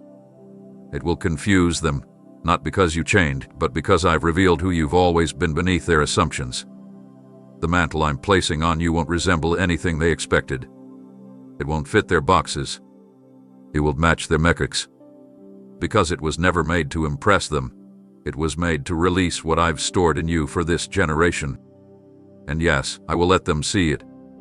Not so they can glorify you, but so they can glorify the one who lifted you. Your story will interrupt their cynicism. Your rise will challenge their pride. Your fruit will call them back to the altar they abandoned. I'm not raising you to rub it in. I'm raising you to remind them who I am. That I still use the rejected. That I still anoint the overlooked. That I still crown those who never campaigned for it. And you, my child, are that reminder. You are the living evidence that honor does not come from man. It comes from me. You'll walk past the very voices that once doubted you, and they'll wonder how the same person they dismissed now carries such weight. And you will smile, not in arrogance but in awe, because you'll know this was never about proving anyone wrong. It was about proving my word true. I said I would use you. I said I would lift you. I said I would anoint you. And now, I'm doing exactly what I said. The mockery has no power over the mantle. Their laughter has no hold over your destiny. And as you move forward, do so without bitterness. Let the purity of your rise be the message they didn't expect to hear. Let the mercy in your posture preach louder than any platform. Because the greatest vindication isn't their silence, it's your stillness in mine. And in that stillness, my power will speak volumes. The pages that brought you shame are not being erased. They are being redeemed. I'm not discarding your history. I'm transforming it into a testimony so potent it will echo long after your breath is gone. You thought I would remove the chapters you regret, the seasons you buried, the decisions that broke you. But I am doing something greater. I'm using them. I'm turning what once made you hide into the very message that will bring others into the light. This is not about pretending the pain never happened. It's about proving that my grace always has the final say. I'm not interested in polishing your image. I'm establishing your inheritance. You see scars. I see signature marks of someone I trust with impact. You see fragments. I see foundations for something eternal. Your past doesn't disqualify you. It authenticates you. The world honors perfection. But I crown the ones who have wrestled through the mess and still remained at my feet. I allowed your timeline to take the turns it did, not to punish you, but to align your life with those who need the kind of freedom only your story can release. And now, I am lifting the veil. A narrative is shifting. The same moments you cried over will become the fuel behind your mantle. What broke you then is about to build bridges for others now. You are not merely being restored. You are being rewritten as a vessel of generational impact. What I'm doing in your life won't just affect you. It will ripple through bloodlines, unlock destinies, and reset patterns that have held your lineage hostage for decades. This isn't a surface-level edit. It's a holy reconstruction. I'm rebuilding your name, not for reputation, but for righteousness. I'm breathing on your identity until what once defined you can no longer be found. You're not being repaired to fit into their mold. You're being reshaped to carry weight that breaks molds altogether. I'm not fixing you to prove a point. I'm rewriting you to fulfill a promise. What you thought was lost in the chaos, I preserved. What you feared was ruined in failure, I reserved. And what you considered over, I'm just beginning. You've come through storms that should have sunk you, walked roads that should have led to dead ends, but now, I'm paving highways where deserts once stretched. I'm placing scrolls in your spirit that you'll release one word at a time, and every line will carry redemption. You don't need to be ashamed of what happened, because I'm writing through it, not around it. The heartbreak will become holy ink. The betrayal will be the bold print. The silence will carry more weight than 1,000 loud proclamations. Your life will not be defined by what went wrong, but by how I rewrote it with glory. And make no mistake, this legacy I'm establishing will not fade with applause or popularity. It will endure because it is rooted in the eternal. Your children's children will benefit from the yes you gave me in the middle of your breakdown. Generations will walk in liberty because you chose to stay close when you had every reason to run. The story I'm unfolding in your life won't just be read. It will be lived through others who find me because of what they saw in you. You are not a recycled version of your past. You are a walking revelation of my power to make all things new. So walk boldly into this next chapter, not with fear, not with apology, but with faith that the pen is still moving. And I am the author. I am the finisher. And I never leave a sentence incomplete. What I've begun in you, I will bring to fullness, and the story will not end in sorrow, but in glory that cannot be denied. He thought he was extinguishing the flame, but all he did was awaken the fire I buried beneath your deepest layers. When he pressed in with his lies, I was pulling out your roar. When he whispered defeat, I was stirring defiance, not rebellion against people, but holy refusal to bow to darkness any longer. The pressure he sent wasn't enough to destroy you, because I used it to uncover who you truly are in me. He launched attacks, but I allowed them to expose strength you never knew you carried. That storm didn't shrink you, it summoned you. You thought the battle was taking you backward, but I was using it to push you into the version of yourself that doesn't cower, doesn't pause, and doesn't wait for permission to rise. This version of you doesn't seek validation, it carries vision. It doesn't ask, why me? It declares, send me. The enemy underestimated your resilience because he forgot who crafted your spirit. I formed you with fortitude he cannot decode. I hid weapons in your worship, power in your patience, and force in your faithfulness. When the enemy hoped to shut you up with despair, I gave you a tongue that carries deliverance. He was hoping the betrayal would close your heart, but I used it to expand your capacity to love without boundaries. His goal was to intimidate, but I allowed it to initiate. What he meant as warfare became your awakening. You're no longer soft-spoken in the spirit. You're not passive in the presence of giants. You don't hesitate to confront darkness, because you've stared it down before and realized it's no match for the authority you now carry. This isn't false boldness, it's born from bruises. You didn't become fierce by reading about battle, you became fierce by surviving it. And now, the voice that once trembled with uncertainty will thunder with clarity. The enemy will regret touching your name, because that name is now dripping with oil I poured from the heavenlies. That name carries legacy. That name is sealed in blood. That name is echoed by angels and feared by hell, not because of who you are alone, but because of who stands within you. I didn't let you break down completely, because I was using that very breaking point as your birthing point. What shattered your comfort awakened your calling.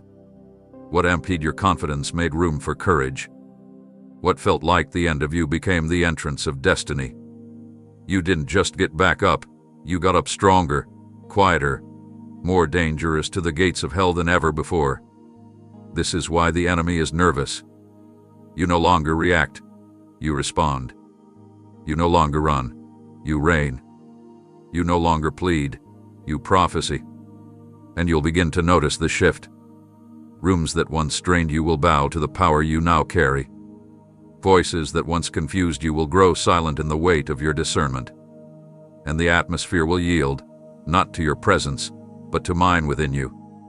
You are no longer hidden for safety. You are revealed for assignment. The enemy tried to use loss to paralyze you, but I have transformed your pain into propulsion. You will move with urgency, not out of fear, but out of fire. Because now, you know the fight is not to be feared, it is to be faced. You are not afraid of the enemy's schemes because you've seen his limits. You've lived through his worst, and still, you're here. Breathing, praising, declaring, marching. And now, I'm giving you ground that others forfeited. You'll possess what was surrendered by those too afraid to keep going. Because I raised you from the ashes not to rebuild what was, but to establish what's never been seen before. So walk with your head lifted. You are not who you were.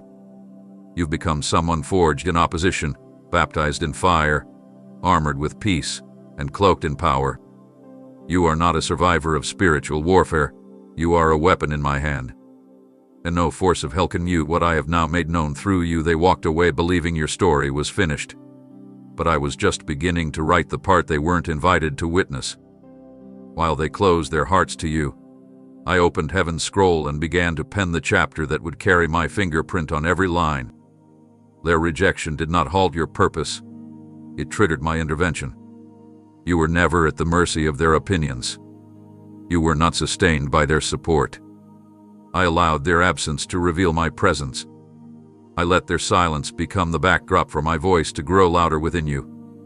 While they counted you out, I was counting the cost and paying it in full to ensure your future would reflect my faithfulness.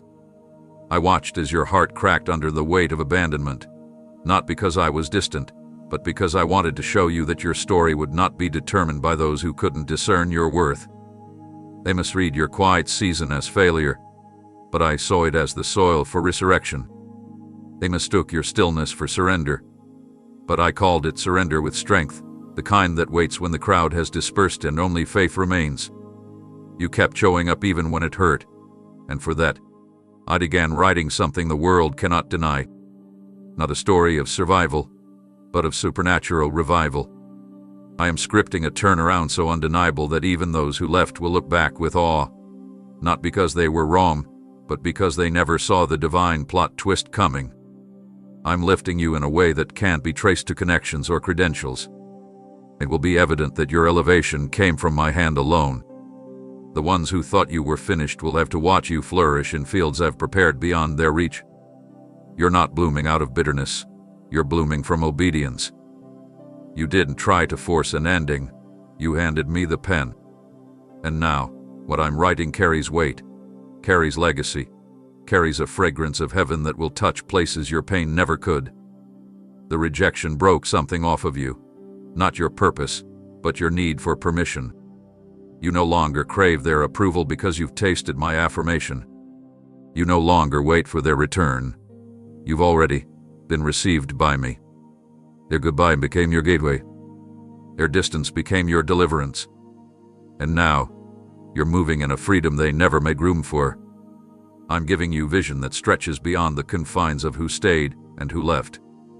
Your next chapter will be written in bold strokes, not to erase the past, but to highlight how I rewrote your direction when everyone else stopped believing. They may never understand how you kept walking. They may never grasp how you didn't collapse under the weight of it all. But I know, because I was the one holding your soul when your heart couldn't hold itself. I was the one whispering truth when lies felt louder.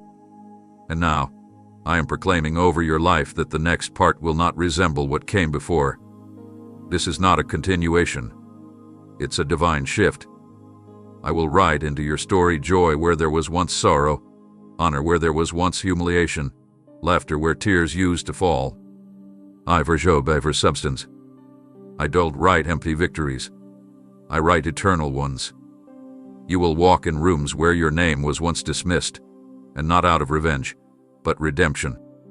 You'll lead in spaces where you were once overlooked, not because you fought for it, but because I fought for you. And you will do it with grace. Not to prove them wrong, but to prove that I never stopped believing in what I placed inside of you. They let go, but I held on. And now the story continues. not in sorrow but in strength. What I'm writing next will leave no doubt. This was my doing, and it is marvelous. In their eyes you were never meant to return to where you started. What you're stepping into isn't a recovery, it's a revelation of who you've become while no one was watching. This isn't about regaining what was lost, but releasing what I've been building in you when no one clapped, when no one called, when no one stayed. I didn't restore you to return you. I raised you to reveal what fire, silence, and surrender can produce in the heart of one who never stopped trusting me, even when every road looked like it was closing. They thought you disappeared, but you were being developed. They thought you lost momentum, but I was increasing your maturity. They thought it was over, but I was just beginning a new narrative that carries more weight than you've ever held. This rising is different. It's not loud, but it's unshakable. It's not fast, but it's permanent. You're not rising from popularity. You're rising from purity. You did rehearse this moment. You were refined for it. This is the unveiling of someone who hath been shaped by depth, not by demand. You've walked through too much to rise in pride. You've cried too many tears to carry arrogance in your voice. You've been too low to look down on anyone else. That's why I trust this elevation, because it won't be wasted on ego. It won't be twisted by ambition. It will be stewarded with fear and trembling, with clarity and boldness, with grace and unmovable authority. You've tasted humility, and now you carry power, not the kind that intimidates, but the kind that liberates. You're walking out of obscurity, not to prove anything, but to fulfill everything. What I'm doing through you won't resemble anything familiar because it was formed in a place no one else could reach.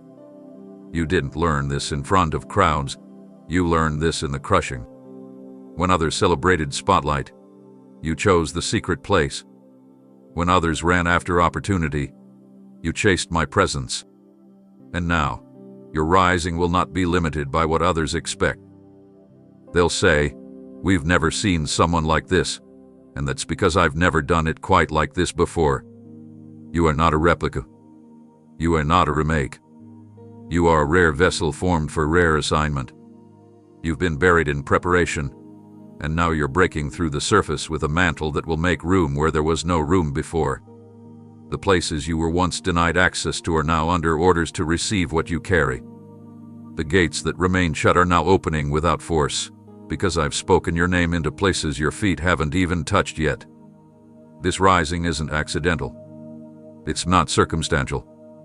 It's not emotional. It's spiritual. It's strategic. It's supernatural. And it's sealed in timing that can't be tampered with. You are rising with new eyes, not just to see opportunity, but to recognize responsibility. You'll carry what others dropped. You'll speak where others grew silent. You'll stand where others shrank back. And you will do it with strength that isn't loud but lasting. You're not chasing relevance, you're embodying reverence. You're not seeking influence, you're carrying inheritance. Because I didn't raise you for a moment, I raised you for a movement. This is the moment where everything shifts. Not in chaos, but in clarity. Not in fame, but in favor. Not because you fought for it, but because you were faithful when no one else was looking.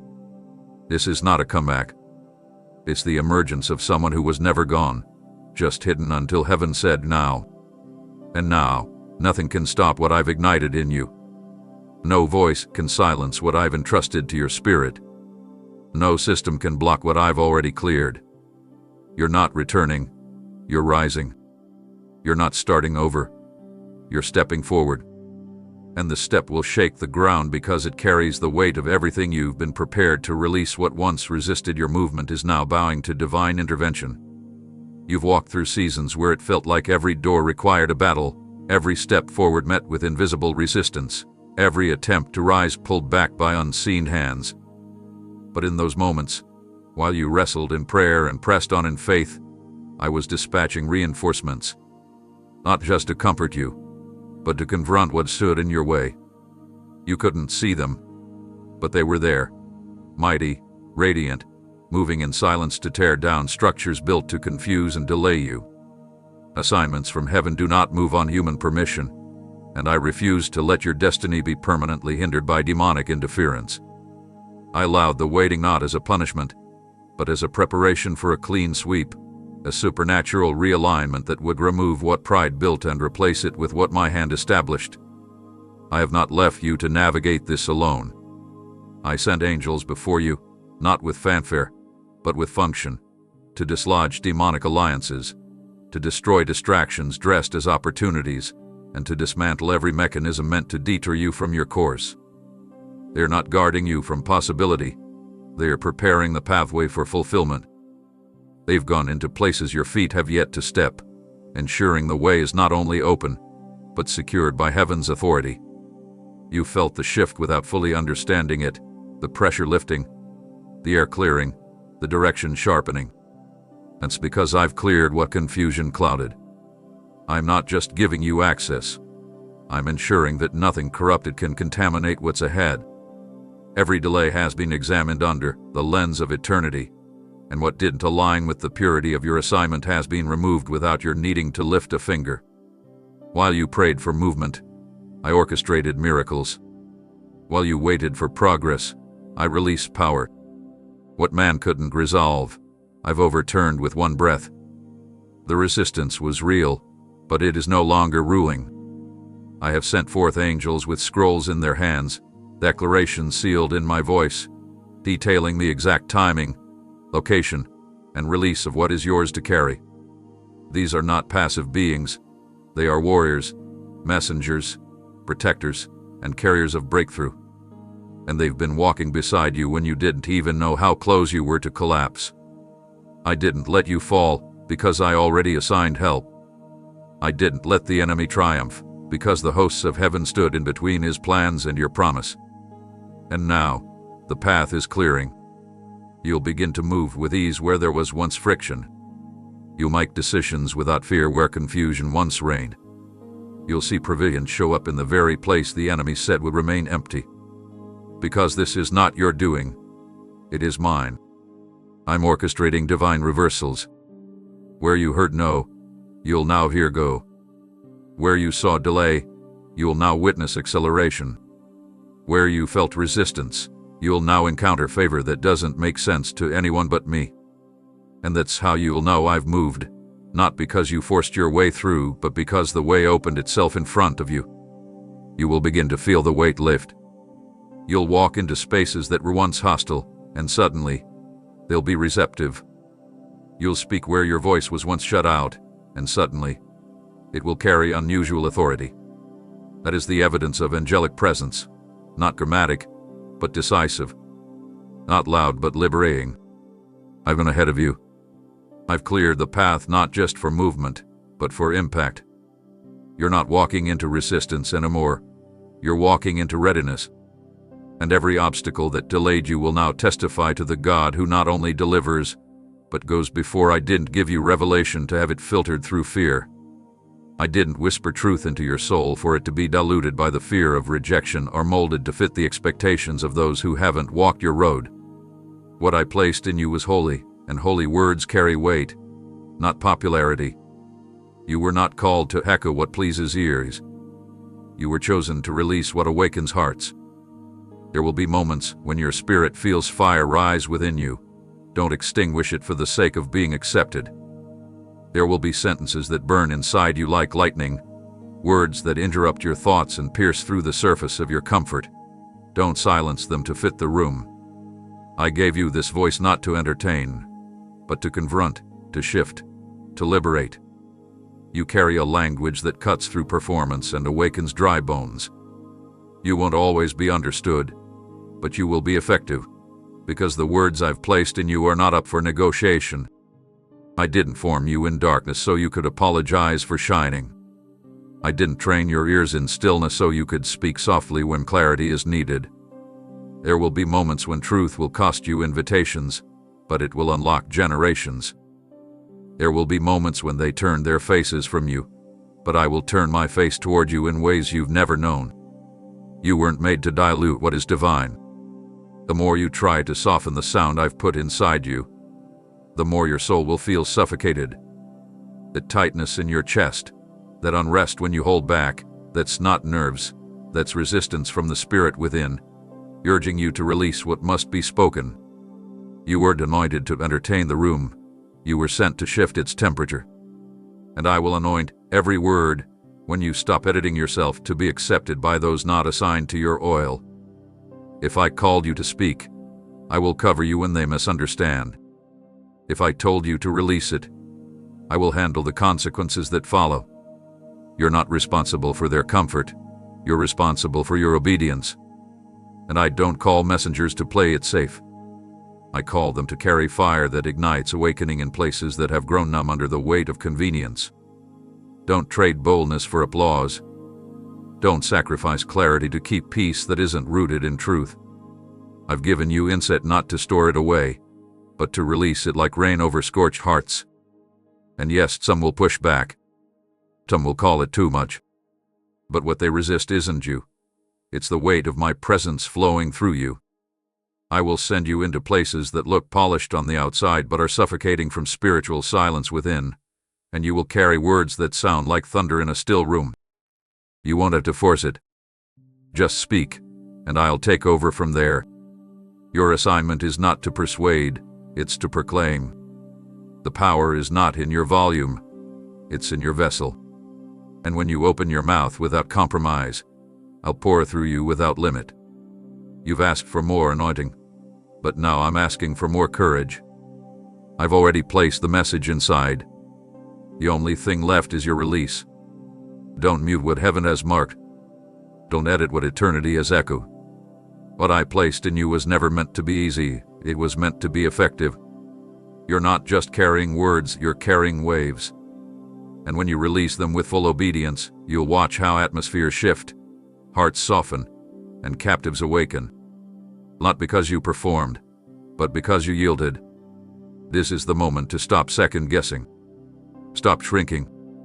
Stop softening the sound I've tuned in your bones. Speak, even when it shakes the room. Speak, even if you stand alone. Speak, because I've given you a word, and this generation is starving for what you carry from the very beginning. I set you apart not to blend into what's broken, but to challenge it by simply being who I created you to be. The discomfort you felt in rooms that others celebrated wasn't rebellion, it was revelation. Your spirit couldn't rest where my presence wasn't honored, and that's because I wired you for contrast. You were never meant to move with the current, you were shaped to shift it. The tension you carry is not a flaw, it's a signal. It's heaven's way of alerting you that you were not designed to be silent in spaces where compromise is loud. I didn't call you to conform.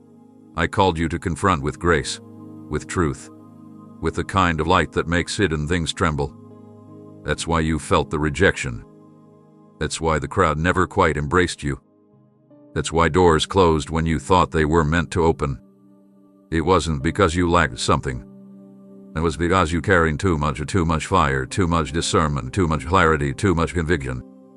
And when you carry what disturbs darkness, you will often be labeled as difficult by those who have made peace with it. But I didn't raise you to be embraced by everything. I raised you to expose what's been tolerated for too long. Your presence is prophetic, even when you're quiet. You walk into rooms and the atmosphere shifts, not because of your personality, but because of your purity. You carry a frequency that wakes people up from spiritual sedation. You challenge what has grown comfortable, and that's why you're necessary. I didn't call you to blend in with dysfunction. I sent you to bring divine interruption. You are the disruption. You are the breaking point. You are the holy friction in places that have long gone untouched. And yes, it will cost you. It will cost you being liked. It will cost you being invited. It will cost you being praised. But what you will carry instead is something far greater. Authority that doesn't need validation to function. The very places that tried to shut you down will one day have to acknowledge the fire you carried. Not because you shouted, not because you fought for a seat, but because you stayed faithful when others bent to fit in. I gave you eyes to see what others overlook. I gave you ears to hear what others ignore. I gave you a heart that breaks where others remain numb. And that's not a burden. It's a divine gift. You feel too much because you're called to respond when others remain passive. You see too clearly because you're called to speak when others choose silence. You discern too deeply because you're called to act when others choose convenience. You won't be able to play along with what I've called you to overturn. The calling is real, and it's disruptive by design. Don't apologize for your difference. Don't shrink so others can remain comfortable. Don't dilute your fire to avoid the stairs. I have anointed your edge, not to cut people, but to cut chains. Your life will be uncomfortable for the religious, but it will be a refuge for the desperate. It will offend the proud, but it will awaken the humble. You're not here to maintain the status quo. You're here to usher in something pure, raw, and undeniable. The mantle I've placed on you will not make sense to those addicted to routine, but to the broken, to the hungry, to the ones suffocating in performance, you will be oxygen. So stand in your difference. Own your posture. Walk with the assurance that you were never supposed to echo what already exists. You were born to be a sound never heard before, a sound that breaks cycles, revives truth, and rebuilds what religion tore down. You are not just another voice. You are my voice in a space that has lost its way. You are the disruption that sets the captives free. You didn't ask for the wounds. You didn't seek out the suffering. You didn't volunteer to be pierced by betrayal, overlooked by those you loved, or crushed under the weight of seasons that left you breathless. But through it all, I was not just healing you, I was forging weapons in your hands. The pain you endured wasn't for decoration, it was for demonstration. You carry marks that the world cannot see but that hell cannot ignore.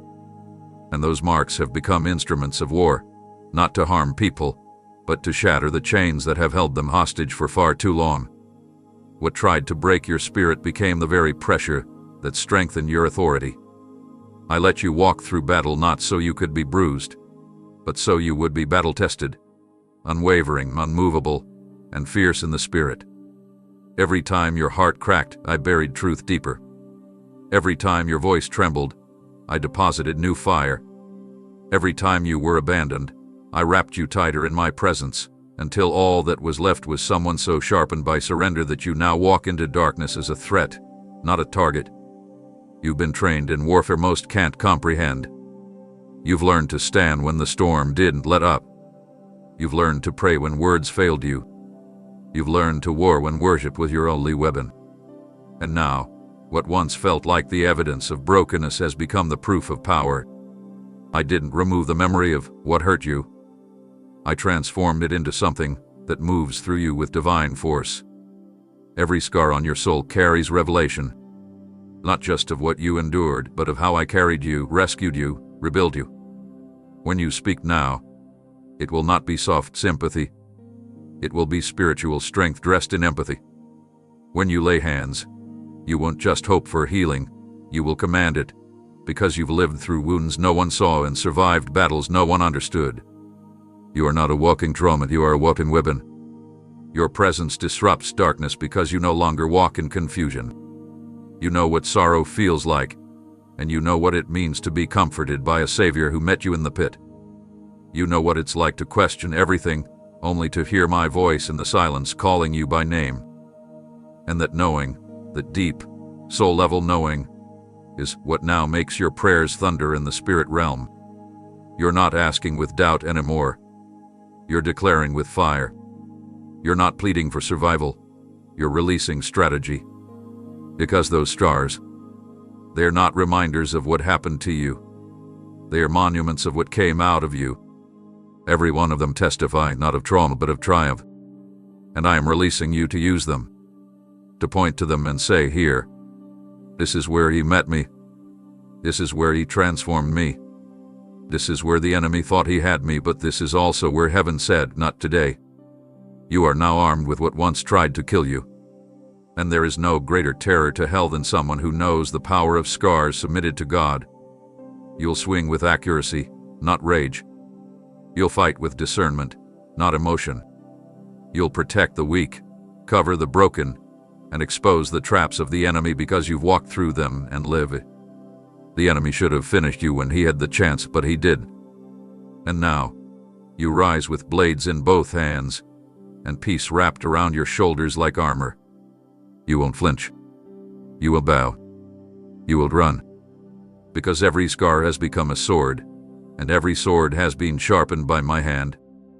And now, I'm sending you forward, not as a survivor who hides their pain, but as a warrior who wields it with purpose. The world taught you to wait until you're seen before you speak, to gather titles before you move, to collect followers before you carry influence. But I never needed any of that to begin using you. I didn't choose you because of popularity. I chose you because of purity. I didn't anoint you because of your credentials. I anointed you because of your consistency in the hidden places. While others chase microphones, you chased me. While they built stages, you built altars. And that's why what rests on you cannot be explained by human systems, because it was formed in the sanctuary of surrender, not in the spotlight of self. You carry something now that cannot be boxed or measured. It doesn't fit trends, and it doesn't play by their rules. You move differently, not because you're better, but because you've been broken open in places where only I could reach you. And it's in those places that I handed you authority. The kind of authority that isn't earned by applause, but released through intimacy. The kind that doesn't shout but shifts. You'll walk into rooms and the atmosphere will respond, not because of your name, but because of the weight of heaven that follows you. You'll speak in ordinary moments, and people will feel chains break inside of them without knowing why. It's because I've woven my presence into your voice. They may never understand how someone with no earthly recognition carries such reverence, but it's because you've been commissioned by heaven, not positioned by men. You've been mantled in silence, not marketed for success. And that mantle isn't fragile, it's fire. It's the kind of fire that moves without notice, that burns away pretense, that awakens dry hearts just by being near. Don't let their hierarchy make you question your calling. Don't let the lack of a title make you second-guess the weight you carry. The ones I've used most powerfully were rarely the ones others noticed first. David wasn't in the lineup. Esther wasn't in the inner circle. John cried out from the wilderness. And yet, each of them turned the course of nations. Why? Because I don't search for polish, I search for permission. And you gave me yours. You gave me your mornings. You gave me your disappointments. You gave me your waiting. You gave me your hopes when they were fragile, and your yes when it was costly. That's where power is born, not in perfection, but in the persistence of those who refuse to stop trusting me. So don't think you need to climb for impact. Stay rooted and let the rivers flow. You're not being raised to compete. You're being released to complete something eternal. Your voice doesn't need a mic to carry thunder. Your feet don't need a stage to tread on serpents. Your hands don't need applause to heal. You are dangerous to darkness right now, just as you are, not because of your reach, but because of your roots. And those roots go deep. They go down into moments no one celebrated. They spread wide through seasons no one saw. And because of that, you can hold what others can't even touch. I'm going to send you into places where your name isn't known, but my name will be felt through your presence. You'll step in quietly and leave atmospheres permanently shifted, not because you tried, but because you carry something that cannot be contained. They won't be able to trace how it happened, but you'll know. You'll know it was every yes in the dark. Every moment you said, "I'm still here," when nothing looked like it was changing. That obedience has multiplied into authority. As submission has produced unshakable substance. So walk freely. Speak boldly. Move in rooms knowing you belong, not because they invited you, but because I sent you. You don't need a platform to have power. You already carry power because I dwell inside of you. And where I am, nothing stays the same. There's a boldness I've been cultivating in you, not for display, but for dominion. You weren't shaped in silence just to survive. You were forged to occupy spaces that have been left in ruins by compromise. The very ground where fear once paralyzed others is where I will establish your footsteps in power.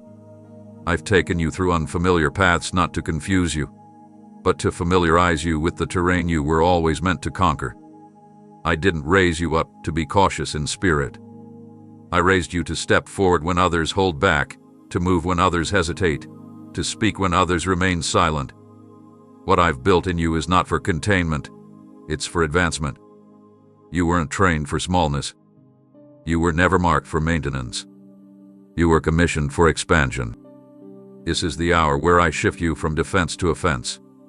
I've watched you pray through pain, war through weariness, and believe through brokenness. And now I say, go forward. Take the ground.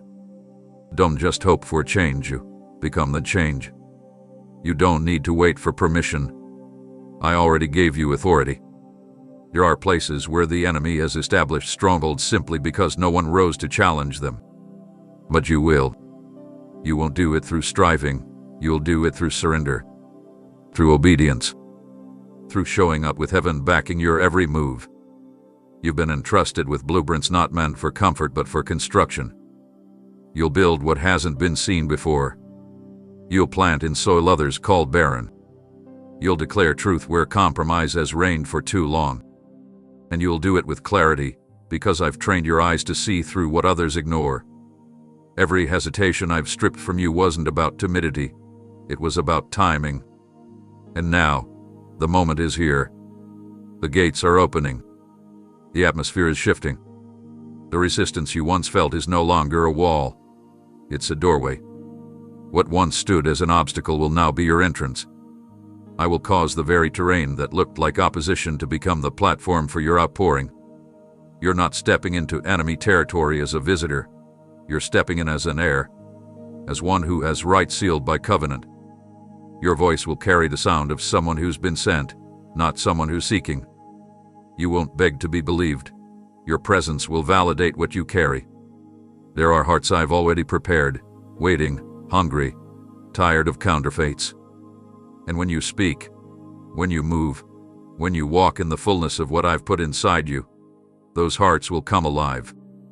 Not because of charisma, but because of the charge of my spirit moving through your yielded life. This territory is not just physical, it's emotional, spiritual, generational. I'm sending you to reclaim what was handed over through weariness, fear, and neglect. Where identity was stolen, you'll speak restoration. Where truth was distorted, you'll release clarity. Where legacy was cut off, you'll become the restart. You don't need to ask if you're ready. I've been preparing you with every unseen battle.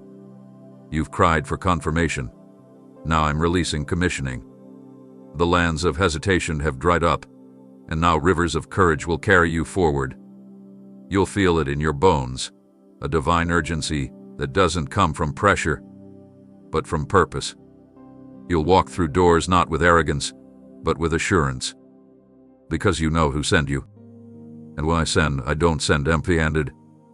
I send with fire, with angels flanking both sides, with peace that terrifies hell, with authority that speaks before you even say a word. You are not here to observe.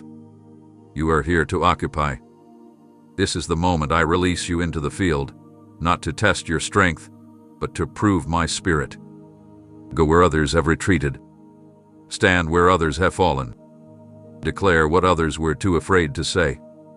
Because I'm not just releasing you, I'm advancing through you.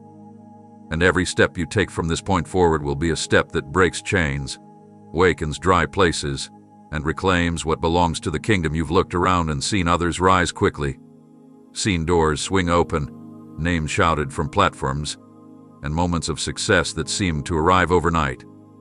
And in the quiet corners of your own journey, you've wondered why it hasn't looked the same for you, why it's taken longer, why the climb felt steeper, why your name wasn't echoed the way your obedience has been poured out. But I never called you to moments, I called you to movement. I didn't choose you for fast fire that fizzles, I chose you for slow burn that endures. What I've placed within you cannot be sustained by attention. It must be anchored in communion. That's why I allowed the long path, not to frustrate you, but to fortify you. Every season that required waiting wasn't punishment, it was preparation to teach you how to carry weight without losing your wonder. You don't realize it yet, But your ability to remain steady in silence is the very thing that's making you unshakable in seasons of exposure. The ones who rise fast often fall just as quickly, but I've been building you to last. You weren't meant to be a spark. You were crafted to be a flame that doesn't go out. That's why I've tested your motives in private, purified your intentions when no one applauded, and deepened your roots where others only wanted branches. You thought nothing was happening, but I was growing you beneath the surface, expanding your capacity, building stamina in your soul, teaching your heart how to stay aligned when everything around you shifted. You didn't realize that every time you stayed faithful when quitting felt easier, I was adding bricks to a foundation that would hold multitudes. Your longevity isn't just for you, it's for generations. You're being made into someone who doesn't chase seasons but anchors them, who doesn't run on adrenaline but on anointing, who doesn't need constant affirmation to remain grounded because you've already been affirmed in my presence. I let others flash by so you would stay focused. I kept you from temporary highs so I could prepare you for eternal fruit. And now, I'm going to begin showing you the beauty of this pace. You'll look back and realize I didn't slow you down. I was actually saving you from becoming a version of yourself that couldn't withstand the pressure of the promise. The delays were really divine insulation. The quiet seasons were sacred training. The no's weren't rejection. They were protection from things that would have drained your endurance and silenced your effectiveness.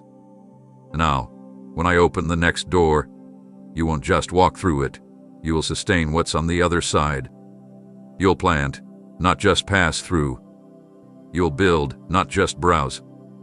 You'll endure, not just excite. Because I didn't make you to be trendy. I made you to be timeless in impact. You'll speak words that linger long after the moment ends. You'll touch lives that carry the residue of your faithfulness far beyond what visibility could measure. And most importantly, you'll know how to keep burning when no one is watching, because you learned how to burn when no one was listening. I can trust you with legacy because you didn't demand spotlight. I can trust you with nations because you didn't chase platforms. I can trust you with revival because you never lost reverence. So keep walking at the pace I've given you. Don't compare your steps with those who run fast and burn out. Your anointing has longevity written into it, strength to endure storms, depth to carry generations, and wisdom to plant where others uproot. You are not behind. You are becoming. And what's emerging from you now will not fade when the applause fades. It will remain, because it was never built for the moment. It was built for the mantle. There are things I've whispered to your spirit that weren't meant to be shouted from rooftops. Not yet. There are visions you've carried, dreams that have burned within, and promises that feel too large for your current surroundings. And that's by design. I've hidden you, not because you're forgotten, but because what's inside you is too sacred to be mishandled by premature exposure. You've been pregnant with purpose, walking through seasons where it seemed like nothing was showing, where those around you questioned your movement, your silence, your refusal to explain. But in those hidden places, I've been forming something holy, something precise, something that will speak when it's time without needing introduction. You've wanted to share it, to release it, to let them know what's stirring in your spirit. But I've held you back, not to suppress, but to secure. Because what I'm birthing through you is weighty. It carries the sound of freedom, the shape of legacy, the breath of generations. And for that kind of move, I must protect the womb. You are not being denied the opportunity to speak. You are being given the chance to carry something so pure. It will speak for itself when the seal is lifted. Until then, silence is your shield. Stillness is your strength. Obscurity is your covering. You've mistaken this pause as a sign of rejection, but it's a seal of preservation. What they can't see, they can't sabotage. What they don't understand, they can't distort. That's why I've kept you low while elevating others, not because they are ahead, but because your release requires reverence, and reverence is refined in the quiet. I've pulled you back from the noise so your ears can stay tuned to me. I've resisted your impulse to explain so your motives stay aligned. This season isn't about building an audience, it's about building an altar. on that carry the weight of what's coming. I'm not teaching you how to be seen. I'm teaching you how to be trusted. And trust is proven in silence. When no one is watching, when you carry the promise like treasure instead of using it like currency. The secret place hath been your sanctuary, not because it's comfortable, but because it's consecrated. And from this sacred place, I will bring forth something that cannot be imitated, replicated, or contained. They will ask how you appeared so suddenly, but you will know. It wasn't sudden at all. It was years of hidden obedience, invisible stretching, and quiet transformation. The suddenness of heaven always follows the slowness of surrender. I've not only been working on the promise, I've been working on the presenter. And now, the seal is beginning to loosen. You will feel a quickening, a shift, the holy unrest that tells you it's always time. Not to reveal it all at once, but to begin moving in alignment with what's been gestating in silence. You will not need to promote it. It will carry its own weight. You will not need to explain it. It will be confirmed by what it produces. Because what's coming out of you now has been wrapped in my voice, soaked in my timing, and designed for such a time as this. So wait just a little longer with confidence.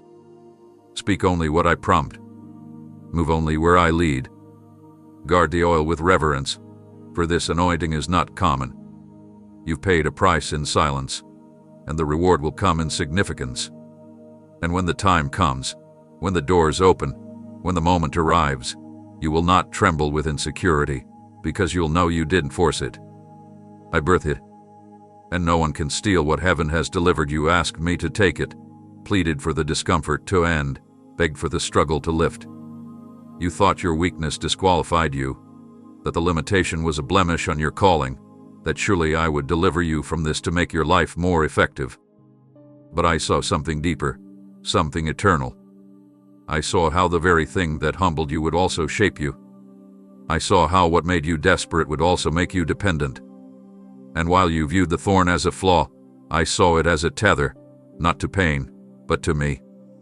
I did not give you the thorn, but I allowed it to remain, because in your weakness, my strength is not just revealed, it's magnified.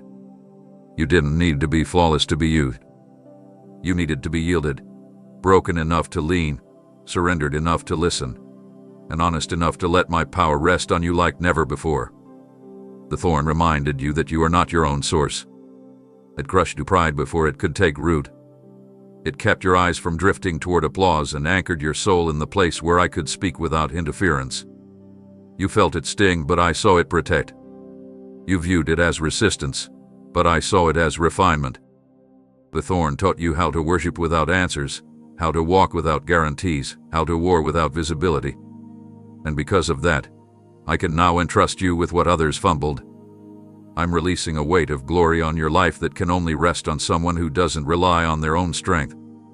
What others would have worn as shame, you will carry as sacred. Not because it makes you look strong, but because it proves I am. This thorn has not lessened your impact. It has deepened your roots.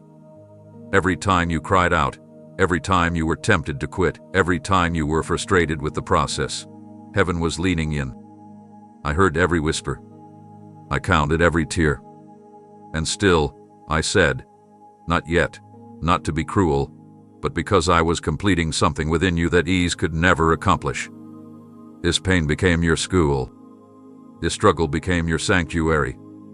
In your limitation, your ears grew sharper, your heart became softer, and your spirit stronger. Now, what you release will carry unusual tenderness.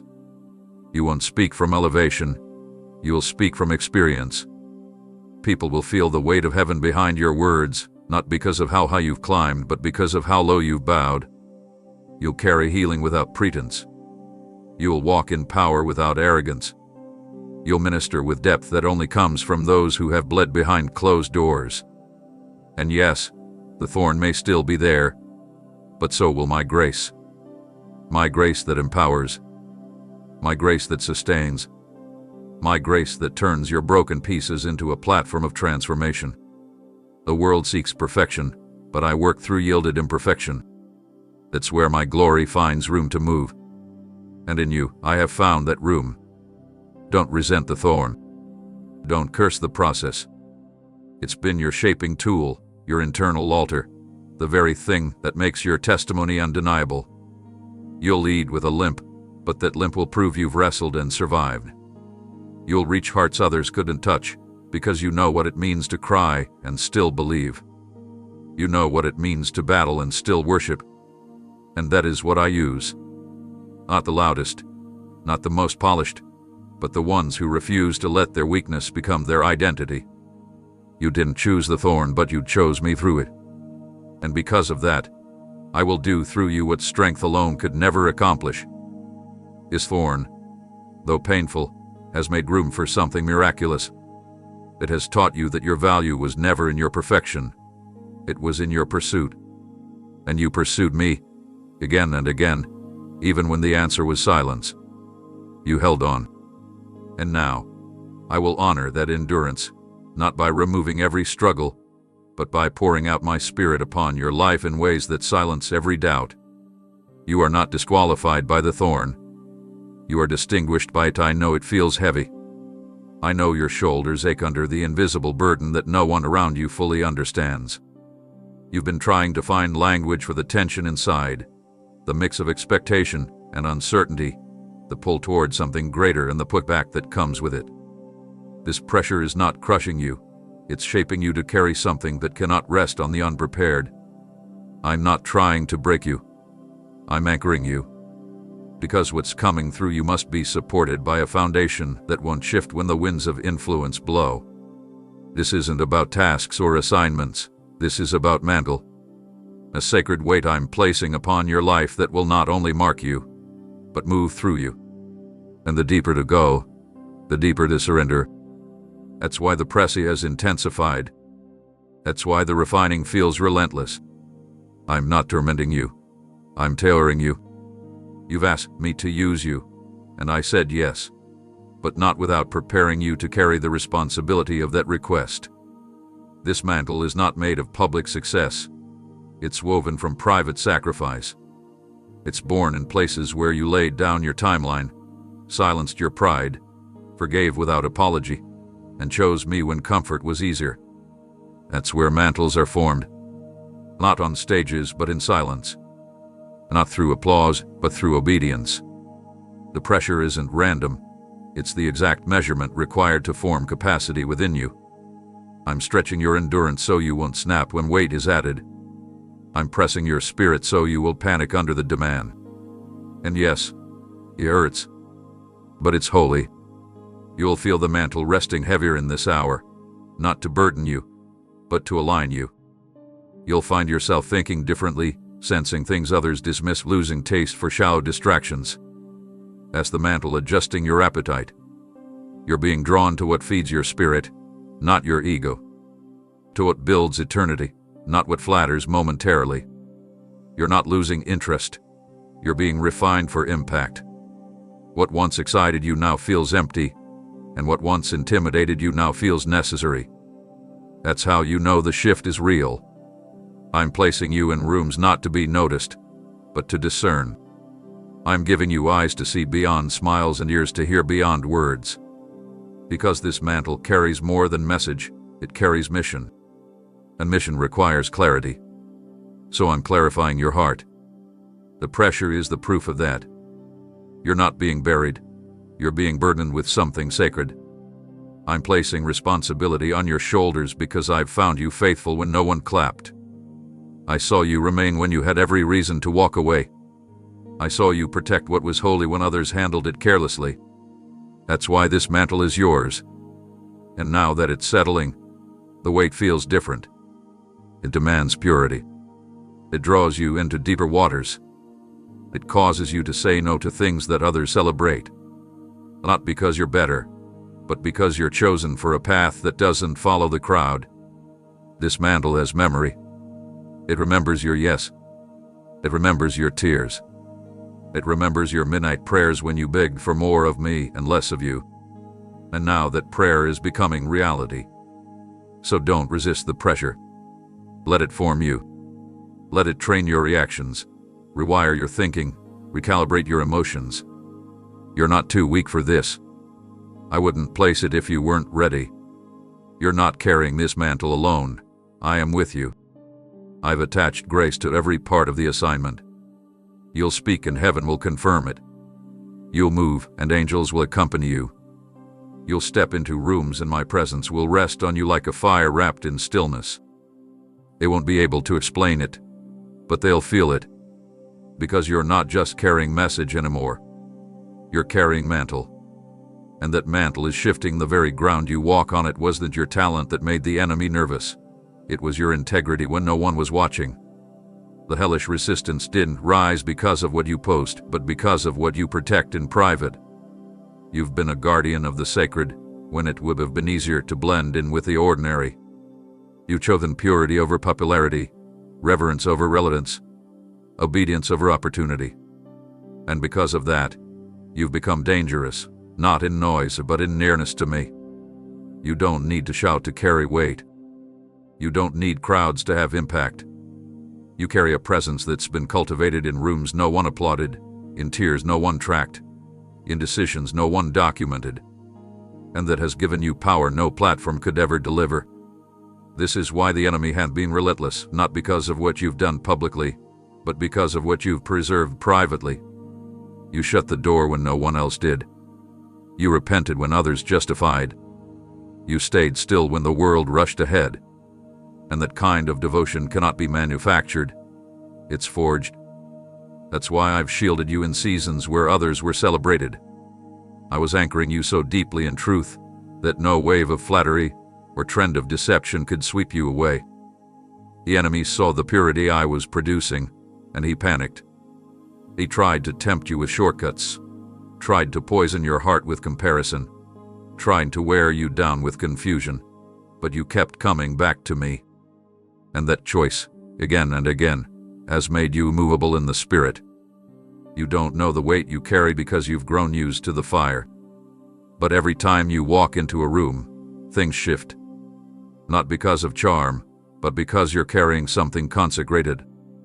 I've made you a breaker, someone who disrupts atmospheres not with volume, but with virtue. And that virtue didn't come cheaply. It was purchased through countless unseen wars, surrendered dreams, and the kind of trust that laid your will on the altar again and again. This is what terrifies darkness, not your visibility, but your vulnerability to me. You've given me access to every corner. You've let me prune what you wanted to protect. You've let me lead you away from circles that didn't steward your calling. And now, the fruit of that pruning is about to be revealed, not for spectacle but for shift. When you speak, the weight of your worship will be felt. When you pray, the depth of your dying to self will carry resurrection power. When you walk, demons will tremble. Not because you've trained in warfare, but because you've chosen holiness. Holiness isn't perfection, it's proximity. And your closeness to me has made you a living altar. You burn with a fire that can't be put out, because it didn't come from men. It came from me. I lit this flame when you said yes in the wilderness. I breathed on it when you said no to compromise. I protected it when storms tried to snuff it out. And now, I'm blowing on it again, not to keep it small, but to spread it further. You're about to see resistance shifted to release. The very places where you were rejected will call for your voice. The very paths that seemed blocked will open without effort. Not because you changed your method, but because you never changed your standard. You stayed true when it was costly. You chose me when it was lonely. You guarded what I gave you when it was fragile. And now, I will show you what it looks like when I back the one who wouldn't bend. Not just favor, but fire.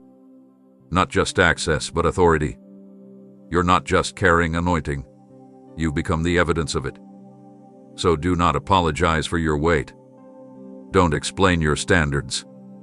Don't soften your oil to make others comfortable. You are not here to be accepted. You are here to awaken. And everything you've endured in silence has become the very force I now release through you.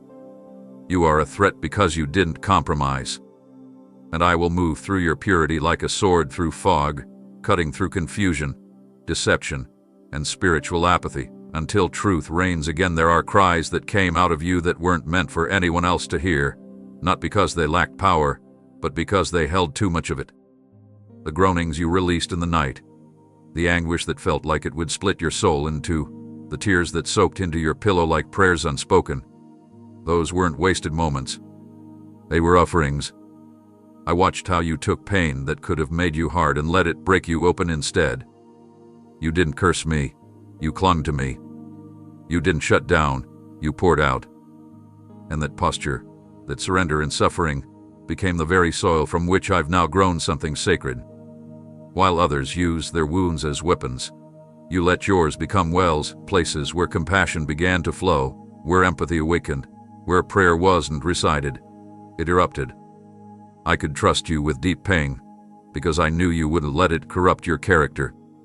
I knew it wouldn't sour your spirit. You let the hurt dig deep, not to bury you, but to hollow you out for something more eternal.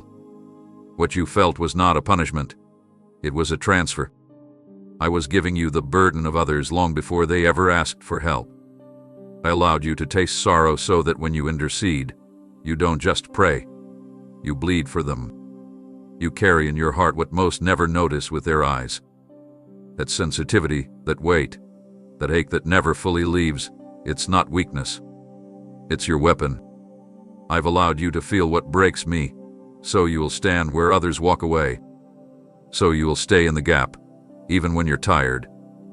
So you'll keep praying when the miracle hasn't yet appeared. Because your love doesn't rely on outcome.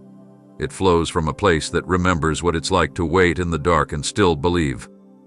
The reason you've been misunderstood is because you feel in dimensions others haven't accessed.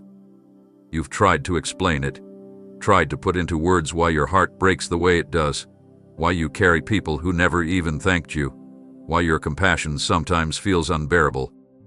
But it's not meant to be explained. It's meant to be released. I didn't give you this burden to decorate it. I gave it so you'd declare war on the enemy holding my people hostage.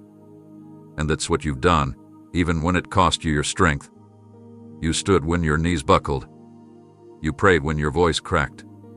You worshipped with a shattered heart, and those worship moments became weapons in the spirit. You were doing more than surviving. You were tearing down strongholds with your tears. Every why you whispered was echoed in heaven. And while I didn't always answer, I always responded. I responded with grace, with comfort, with fire. And now I'm responding with movement. You're about to see what those prayers produced. The ones you forgot you prayed. The ones you groaned when words wouldn't come. The ones that came from a place so deep, only I understood the language. Those cries moved the angels. Those groans rearranged timelines. And now, the ones you prayed for are about to rise. The ones you carried in secret will walk into freedom. The things you travailed for will no longer be held back. And you won't need credit. You won't even want it. Because your reward has never been recognition. It's always been release. So don't silence the ache. It's sacred. Don't resent the burden. It's your bridge to miracles. You were never too sensitive. You were never too emotional. You were formed as a carrier of the unseen battles, a vessel for heaven's weight. And now, I'm releasing fresh oil over your life, oil that came not from ease, but from pressing. Oil that drips with intercession, soaked in tears, wrapped in love that doesn't quit. You are not broken. You are bursting with my heartbeat. And when you speak now, it won't just be words. It will be healing released into every room you enter. There were moments when your strength dissolved without warning, when even your hope felt threadbare and every breath became a battle. You stared at ceilings with questions too heavy for language, feeling like the weight on your shoulders would eventually collapse you completely. And in those moments, you assumed I was distant, that perhaps I had stepped back, that maybe your cries weren't loud enough to reach me. But I was never far. I was closer than breath, shielding what you didn't see, holding together what you thought was falling apart, keeping your spirit from shattering while the world around you caved in. You thought it was the end. You thought you had nothing left to give. But the reason you're still here is because my hand never left you, not once. You didn't realize it then, but you were walking through the pressure point of promise. What felt like collapse was actually the turning of the tide. I let you reach the edge so you could finally stop depending on your own endurance and collapse into mine. And the moment you did, the moment you released your grip, the moment you stopped striving to hold everything together, I began building you into something stronger, deeper, and more dangerous to the enemy than ever before. You didn't break, you were broken open. There's a difference. One ends in ruin. The other begins in revelation. And what was revealed in you was endurance that hell couldn't predict, obedience that storms couldn't silence, and worship that grew louder in the wilderness. That's why the breakthrough didn't look like triumph. It looked like surrender. It didn't come with fireworks. It came with groaning. You didn't step into it dancing. You stepped in barely breathing. But breakthrough isn't about how strong you look when you arrive. It's about how surrendered you are when everything tries to pull you back. And you never stop saying yes. Quietly. Faithfully. Even when your hands were trembling and your soul felt dry, you kept saying yes. That is what turned the tide. That is what shook the ground. That is what heaven marked, not the strength of your voice, but the consistency of your surrender. And because of that, I'm now doing what only I can do. Breaking open wells that were sealed. Opening doors no man could have pried. Birthing fruit in places others declared barren. You're walking into days where the pressure that almost crushed you will now become your mantle of clarity. You'll carry insight that was born in agony, and when you speak, people won't hear performance, they'll hear process. They'll feel the cost of your worship. They'll sense the fire behind your joy. Because you didn't fake your way to this moment. You wrestled for it. You waited for it. You laid your will down for it. And now that you're here, you won't squander what I've placed in your hands. You won't minimize it. You won't misuse it. You'll honor it. Because the crushing made you careful, not fearful, but reverent. You'll carry breakthrough not as a banner, but as a responsibility. And don't think the residue of your past disqualifies you. It's the very evidence that I brought you through what should have destroyed you. You're not rising in spite of the battle. You're rising because of it. And every scar is a signature that testifies, God was here. You'll touch lives that only someone with your story could reach. You'll break chains that only someone who has known confinement could recognize. You'll pour oil that only flows from someone who has been crushed by divine design. And that oil, it will heal nations. It will cleanse atmospheres. It will soften hearts hardened by despair. So walk in the breakthrough. Not as someone who barely made it, but as someone who now makes way for others. Because I didn't let you break down. I destined you to break through, and now you will lead others into the freedom you once fought to find alone. You kept wondering why it felt like everything around you was pressing in, why relationships fractured without reason, why peace slipped through your fingers, why your prayers felt unanswered while your pain only deepened. And while the enemy whispered lies that this was my absence, I was there, applying just enough pressure to release what could never be drawn out in your comfort. What was happening wasn't the dismantling of your destiny, but the unlocking of your anointing. For too long, the treasure inside of you sat dormant, buried beneath layers of performance, fear, and striving. So I allowed the pressing to begin, not because you did anything wrong, but because the time had come to draw out what you didn't even know was there. This pressing was precise. It reached the parts of you didn't want to confront, the places where pride lingered, where doubt silently thrived, where self-reliance had taken root. I didn't send the pain, but I used it. I used the betrayal to purify your trust. I used the disappointment to stretch your dependency. I used the silence to tune your ears to frequencies others miss. And when it felt like everything was being taken, I was actually giving, not gifts you could hold, but glory you could carry. You thought you were losing yourself, but you were only shedding what couldn't carry the oil I was about to pour. See, oil only comes through crushing. Not just the bruising of your reputation or the strain of spiritual warfare, but the internal breaking, the letting go of who you thought you had to be in order to make room for who I designed you to become. And now, the flow has begun. Quiet at first, but unmistakable. Your words will carry healing without effort. Your hands will radiate peace in chaos. Your mere presence will shift atmospheres because it's no longer just you standing there. It's me, flowing through you. The oil that now rests upon your life will do what your striving never could. It will open doors without force.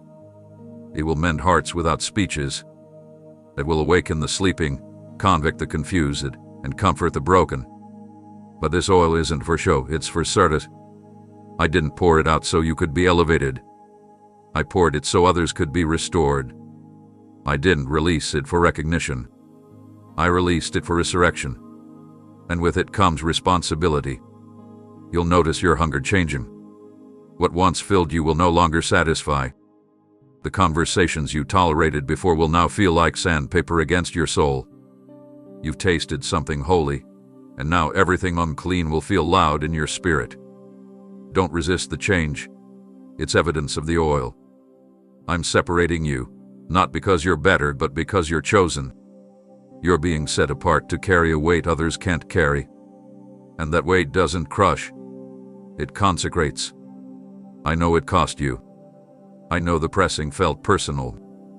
But look at what's pouring from you now. Wisdom seasoned with grace. Love refined by loss. Discernment sharpened by suffering. You didn't quit when quitting would have been justified. You did harden when you had every reason to become cold. You stayed soft. And now that softness has become sacred. You will walk into places where others see chaos. And you'll carry stillness. You'll pray for people and watch tears fall not because of your eloquence, but because of your essence. The oil will do what words cannot. And don't be surprised when doors swing open suddenly. It's not luck, it's legacy. It's the reward of those who allowed themselves to be broken before they were lifted. You'll be called upon in rooms you didn't campaign for. Invited into battles that require your exact sound. Not because you shouted loudest, but because you surrendered longest. The crushing that once made you question everything will now become the story that confirms everything I said. You'll look back and see, not one moment was wasted. Not one tear fell without purpose. The pressing was never the end. It was the unlocking. And what's flowing now will not stop. You've looked at the pieces of your story with shame, wondering if the cracks could ever serve a purpose, if the years lost could ever speak again. You've tried to tuck away the mistakes, the missteps, the moments you wish you could erase. But I never asked you to hide what I've already covered. You thought your past would be the reason they'd never listen. But I'm telling you now, it's the very reason they will. Not because it was perfect, but because you let me step into it. Because you let me rewrite what shame tried to keep buried. I'm not ashamed of your process. I'm not afraid of your imperfections.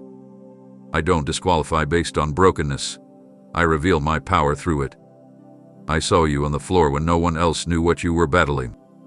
I watched you wrestle with choices that haunted you, voices that accused you, patterns that tried to pull you under. You wanted to be clean before you came close, but I met you right in the middle of the dirt. I didn't wait for your hands to be spotless. I took your hand when it was shaking. And now, I want you to see what I see. Not ruin, but redemption. Not damage, but destiny. You've been trying to silence parts of your story I'm preparing to use as a megaphone. Because the places where you failed, those are the same places I now fill. The places where you stumbled, those are the same places I now stand. And from those places, I will speak. Loud. Clear. Apologetically. The world told you that you had to be spotless to be used. But I'm telling you that it's your surrender, not your spotless record, that makes you usable. You've disqualified yourself from assignments I wrote with your name on them before you ever fell. But what I started in you, I never canceled. Your detour didn't delete my design. Your delay didn't deny my destiny. Every detour was an invitation to experience deeper grace. Every flaw became a canvas for my glory. and every setback carved out a space where mercy would have room to flood in. You thought your story was too messy, but that's where I do my best work. I don't fear the mess. I step into it and bring movement. So now, when you speak, there will be weight behind your words, not because you've arrived, but because you survived. Because you know what it's like to be forgiven much, and now you love with a depth others can't explain. You've been given access to places others only theorize about, because you've lived what they only study. That's not something to be ashamed of, that's something I will use. And I will. I will open doors for you that education couldn't unlock. I will connect you to people whose chains match the ones I broke off of you. I will give you language for the bound, because you know their silence. Don't let religion convince you that your scars disqualify you. I kept them for a reason, not to shame you, but to show them. Because your scars preach louder than your perfection ever could. They say, I've been there, and he met me in the middle of it. They say, I didn't clean myself, I was cleansed. They say, this is what grace looks like with skin on.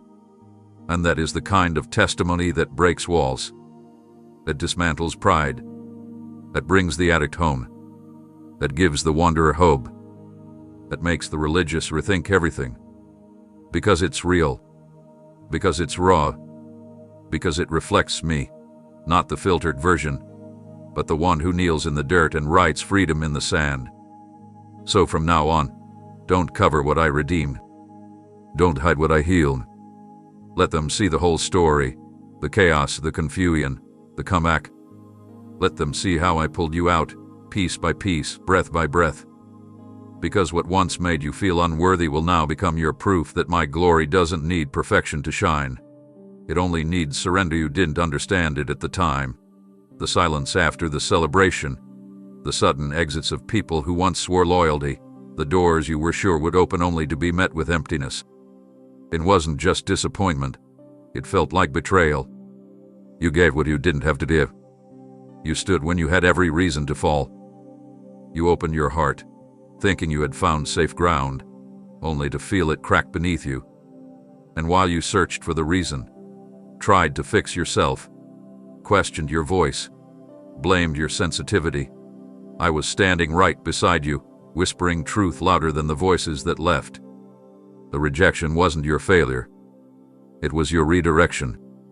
I had to let those places close because if you had been embraced there, you would have planted roots in soil that could not sustain what I've placed inside of you. They weren't bad people, but they weren't assigned to your destiny. Some love your gift but couldn't carry your weight. Some loved your presence but couldn't stand your process. Some were drawn to your light but were never willing to steward your shadow. And I couldn't allow you to stay tethered to what only tolerated you. I needed to teach you the difference between being celebrated and being covered. And now you know. Because in the silence, you found me. In the rooms that no longer had space for your voice, you discovered how to hear mine with greater clarity. In the absence of applause, you found the steady rhythm of my affirmation, the one that doesn't shift with performance or popularity. I didn't remove you from community to isolate you, I removed you to insulate you. To wrap you in truth until no amount of rejection could convince you that you were anything less than chosen. To teach you that you don't belong because you fit, you belong because you were formed by my hands for a purpose this world didn't create and cannot cancel. And now, because of that, I am sending you into spaces that carry true alignment. You will begin to find the ones who hear your heart before you speak. The ones who don't compete with your calling but celebrate it. The ones who carry oil, not ego, and who know how to pour, not just receive. You will not have to explain yourself to fit in. You will not have to diminish your light to avoid offense. You will not have to filter your fire to avoid being too much. I am surrounding you with those who have walked through fire too, those who have bled silently, prayed fiercely, and carry a reverence for what rests on your life. These aren't just friendships. They're reinforcements. They are divine partnerships forged in prayer, not performance. You'll look back at the rejection and realize it wasn't the curse you thought it was. It was a shield. I spared you from entanglements that would have cost you your clarity. I protected you from attachments that would have celebrated your gift but buried your growth. You are not hard to love. You were just entrusted to those who couldn't yet handle the purity of your purpose. And now, the ones I'm sending are coming not because of your platform, but because of your presence, the kind that carries scars turned to swords, pain turned to oil, trials turned to truth. So bless the ones who left. Release them without resentment. They played their part, even if it was to teach you where you never belonged. And from this place, I am writing a new chapter, one where the relationships surrounding you will be based on covenant, not convenience. Where your heart will finally find rest, not from isolation, but from performance. Where your voice will echo in rooms that don't just hear you, they see you. Where you will no longer shrink to stay safe, because you've learned that rejection didn't end your story. It rerouted you to the place where you finally start living it fully. There came a time when the noise around you began to echo louder than the truth I whispered within. It wasn't your fault. You were trying to do right, to stay faithful, to walk the line between obedience and connection. But little by little, the opinions began to shape your direction. The expectations of others started to blur your discernment. You sought counsel from those I never assigned to your process. And though they meant well, their words began to carry more weight than my presence. So, in my mercy, not in anger, I began the pulling away. One conversation at a time, one distance at a time, one silence at a time. Not to punish you, but to rescue you. You see, I am a jealous God, not in insecurity, but in intimacy. I love you too much to let your identity be formed by voices that cannot see your full calling. I couldn't let your heart get wrapped around voices that lacked the authority to lead you. I watched how you listened, how you craved validation, how their approval made you feel secure. But I also saw how their confusion dimmed your courage. I saw how their inability to understand your mantle caused you to second-guess it. So I stepped in, quietly, without fanfare. I didn't rip them out in chaos. I let it fade. I let the texts go unanswered, the support grow inconsistent, a warmth turn cold. You called it betrayal, but I called it protection.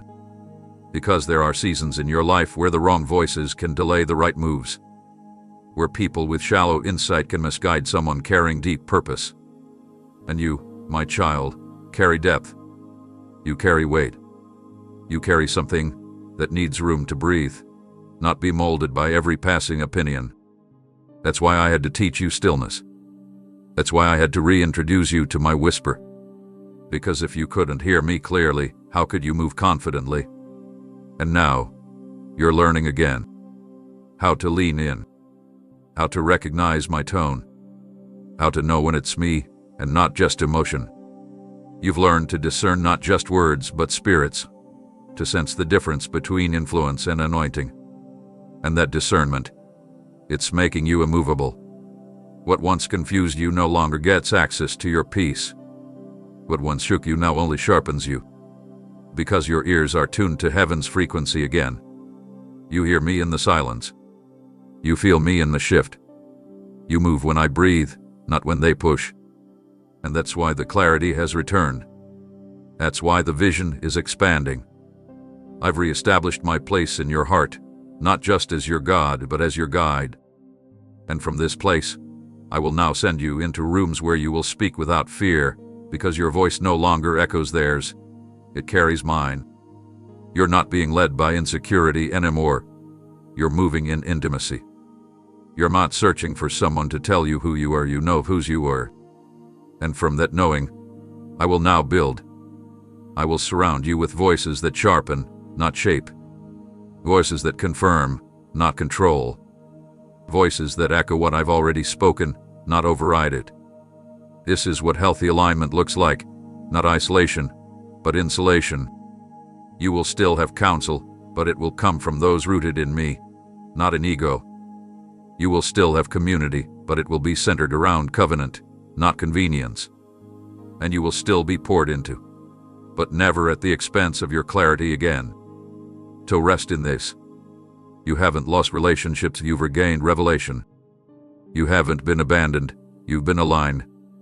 And now that my voice is once again the one you trust above all others, I will guide you with precision. Not one step will be wasted, not one moment misused. Because when I lead with perfect vision. And now, because your ears are mine again, I can whisper and you will follow without delay. You've often looked around, trying to trace your progress by the landmarks others used, comparing timelines, milestones, voices, and outcomes.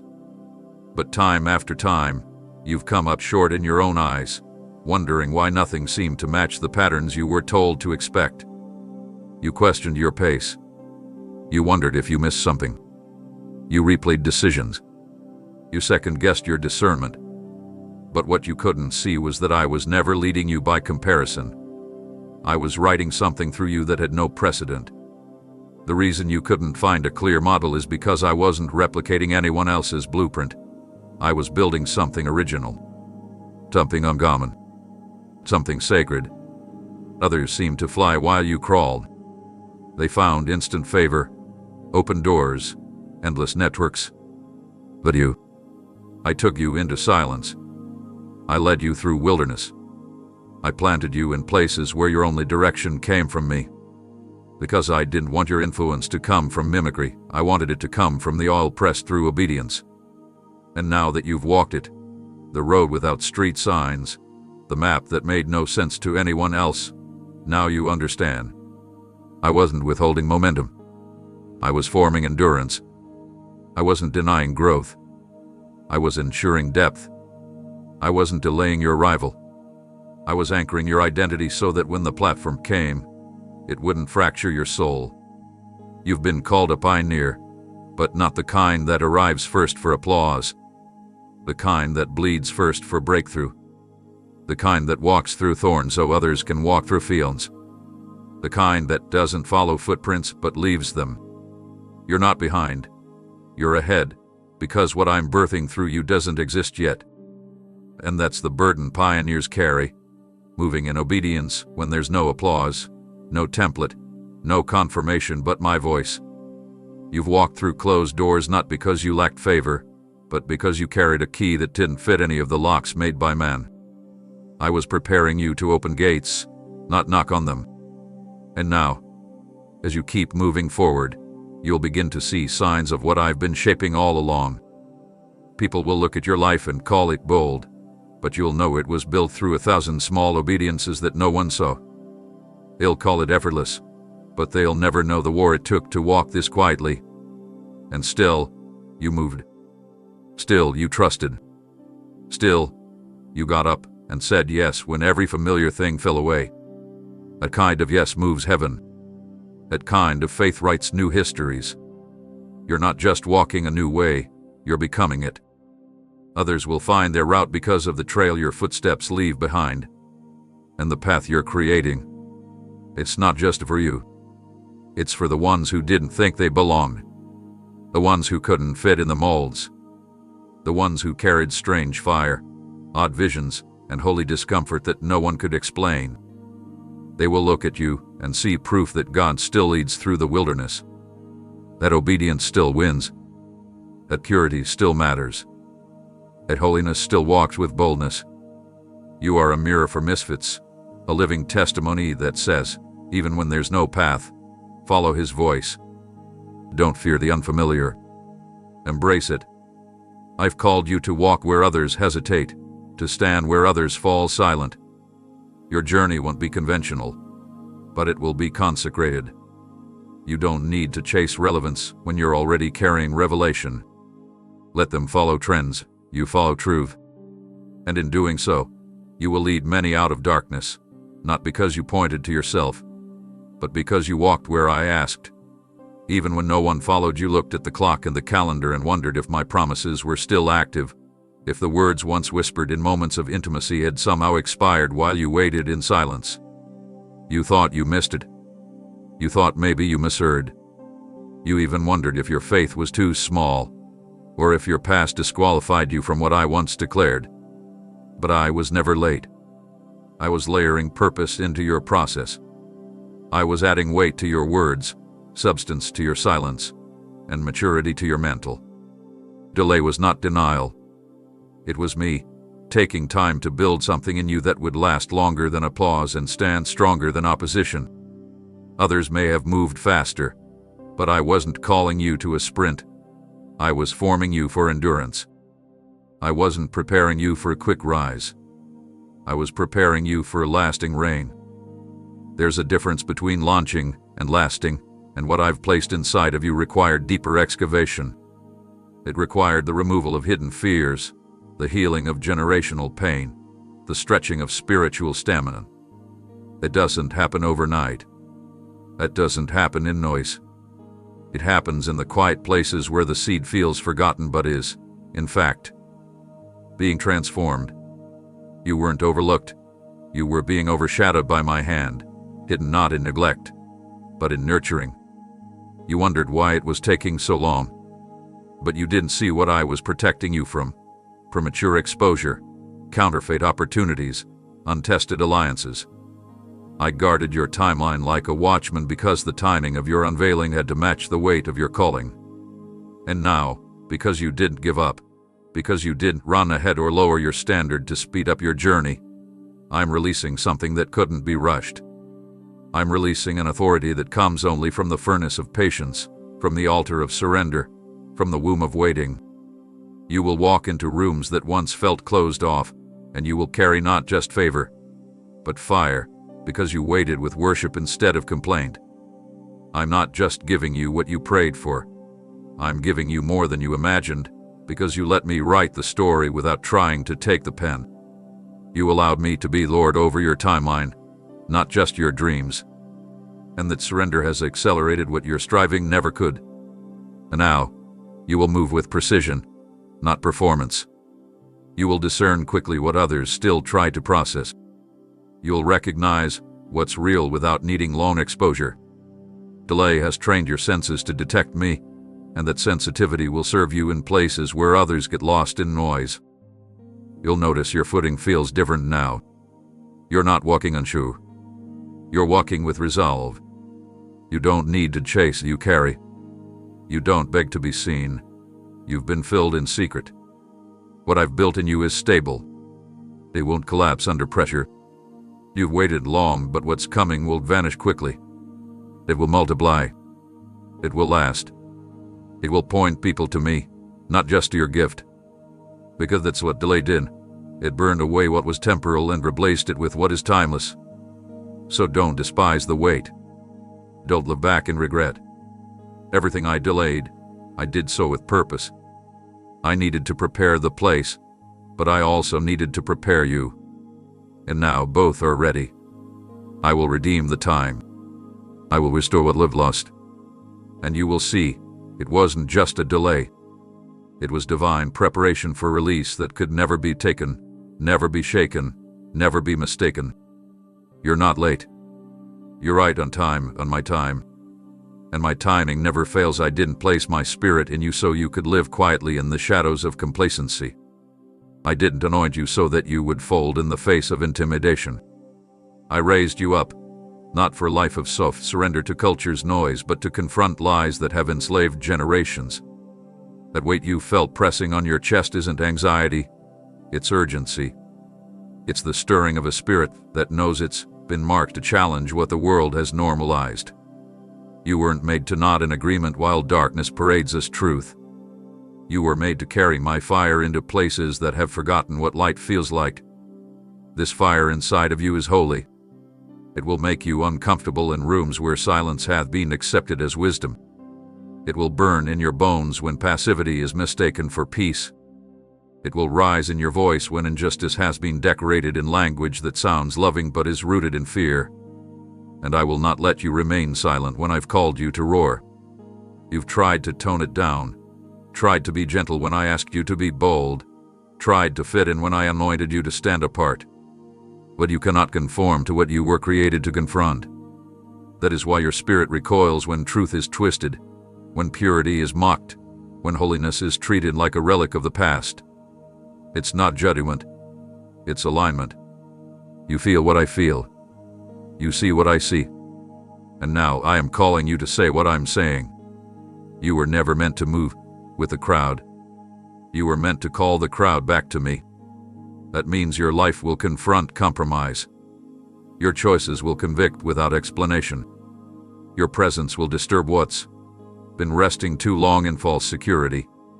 And yes, it will make you misunderstood. But I didn't call you to be understood. I called you to be obedient. You've asked me for more, for power, for clarity, for increase. But with that comes confrontation.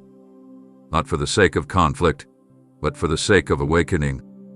Because I'm raising you as a voice that cuts through confusion with compassion, with truth that carries tenderness, with firmness that flows from the place of intimacy with me. You will confront not by attacking, but by existing in full authenticity. By refusing to apologize for righteousness. By standing when others sit in fear. By speaking when silence is the currency of comfort. I will give you wisdom sharper than swords, wrapped in the gentleness of a dove, but unshakable in its authority. You won't need to shout to carry strength. You won't need a crowd to validate your courage. Your confrontation will be effective because it will be birthed in prayer, not pride. Rooted in love, not ego. Anchored in truth, not strategy. The world does not need another agreeable voice. It needs those who have been in my presence long enough to reflect my perspective. You have my heart. That's why your heart breaks when deception is celebrated. That's why you grieve when sin is softened. That's why you can't just go along with what's easy. Because I've branded you with truth.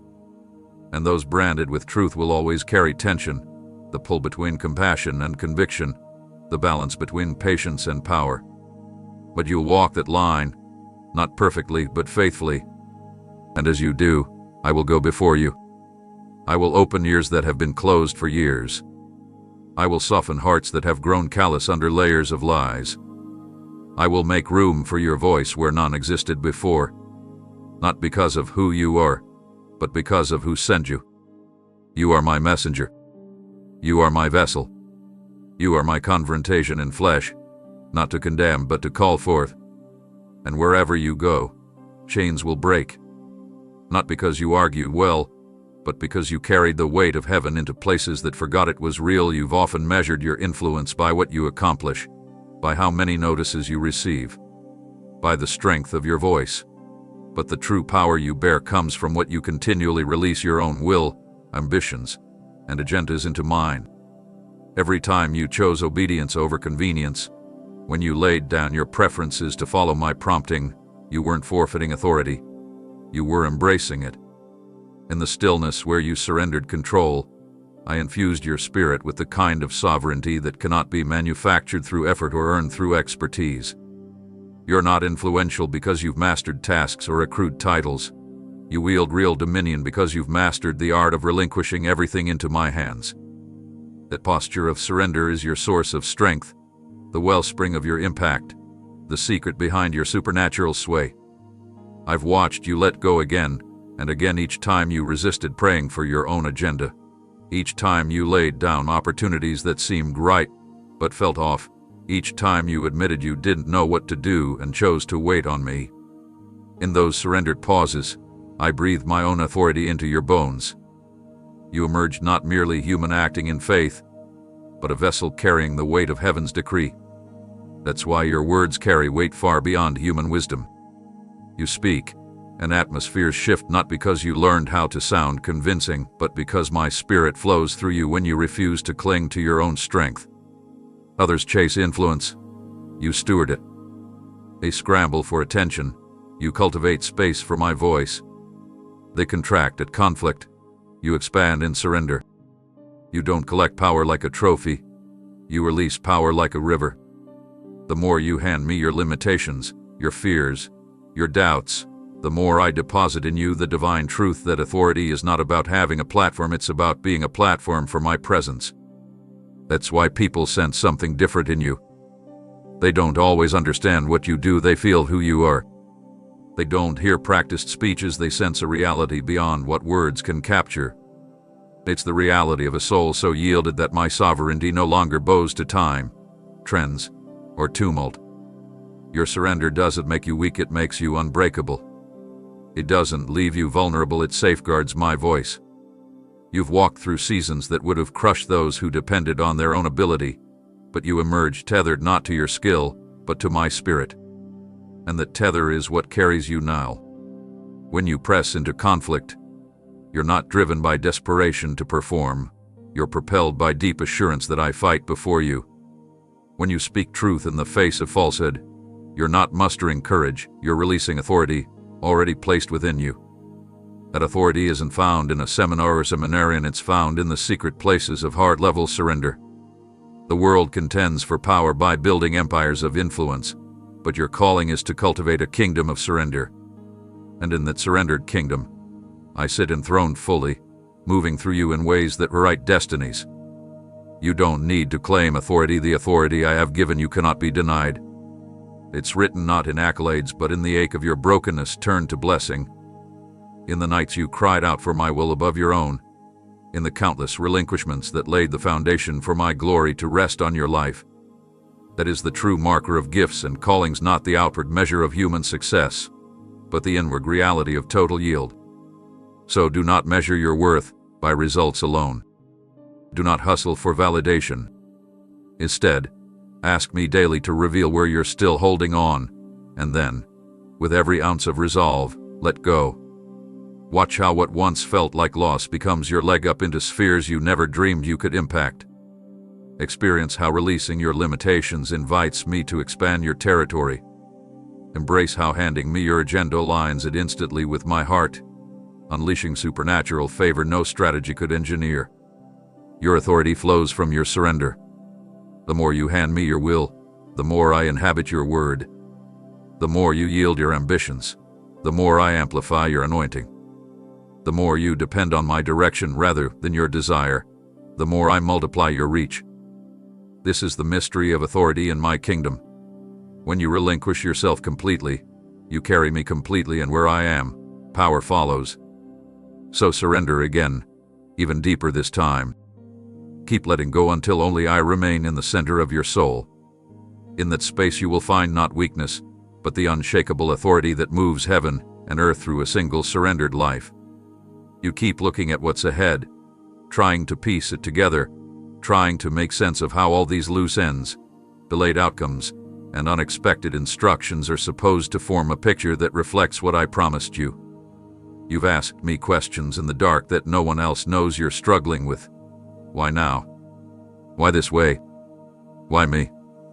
And while your heart craves clarity, I'm teaching you something deeper, the kind of trust that obeys when explanations are absent.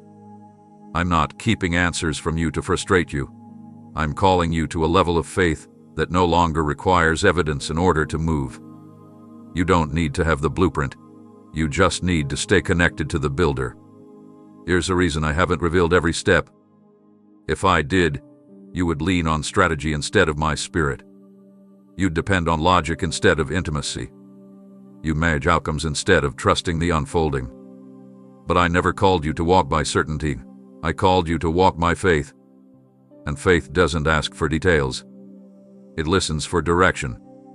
You felt the discomfort of not knowing, the ache of being assigned to something that doesn't come with applause, the unease of being placed in a position where you have no point of reference, and yet, you keep saying yes. And that yes carries more weight in heaven than you realize. That yes moves angels. That yes opens realms. That yes invites my glory to fall not just on you but through you. You weren't chosen because you had the clearest understanding. You were chosen because I saw a heart that would keep showing up, even when confused, even when weary, even when surrounded by silence. You've been following me into unfamiliar places not because you've mastered the path, but because you've trusted my pace. That's what I honor, not perfection, but pursuit. Not knowledge, but nearness. Every time you step without seeing the full staircase, you're building a history with me that will echo louder than sermons. Your trust has become an altar. Your obedience has become a melody that reaches my throne. And I'm responding not with explanations, but with empowerment. I'm giving you wisdom that doesn't come through information, it comes through revelation. I'm releasing insight that bypasses intellect and rests on your spirit like dew, soft, quiet, unmistakable. And with that, you will begin to move in unusual precision. You won't be able to explain why you knew, how you saw it coming, or where the instruction came from. You will just know it was me. Because I dwell in those who depend on me, not in those who lean on their own understanding.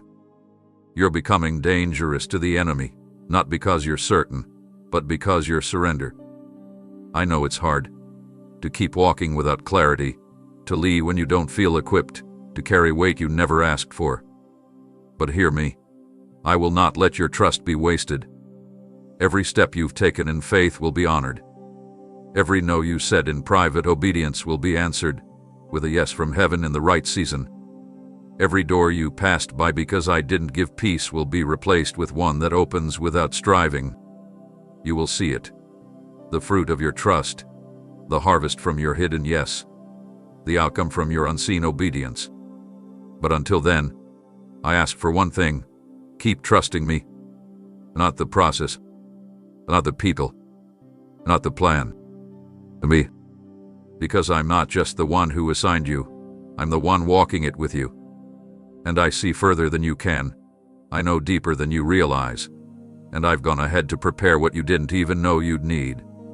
Let go of the pressure to figure it all out. You weren't created to calculate. You were created to carry my presence. Stay close, and the clarity will come. And even if it doesn't come the way you expect, the glory I reveal through your obedience will far outweigh the answers you thought you needed. You've looked around and seen empty spaces where people once stood. You've noticed the shift, invitations that stopped coming, conversations that grew silent, connections that dissolved without explanation. It wasn't your imagination. It wasn't rejection. It was real. And it was orchestrated by my hand, not to punish you, but to preserve you. I was quieting the noise around you because what I needed to deposit in your spirit could not be heard in the company of every voice. There are revelations that require separation. There are instructions that need an uncluttered atmosphere. And I saw the distractions forming before you did, so I gently began to pull you away, one thread at a time, until what was left was just you and me. It was never about loneliness. It was about intimacy. I wanted your eyes back. I wanted your full gaze. Not the distracted kind, not the hurried glances between meetings or the half-hearted prayers whispered through weariness. I wanted the version of you that breathes slow in my presence. The one that leans in without needing a reason. The one that remembers how to worship with no music, how to listen with no one around, how to love me when it costs comfort and convenience.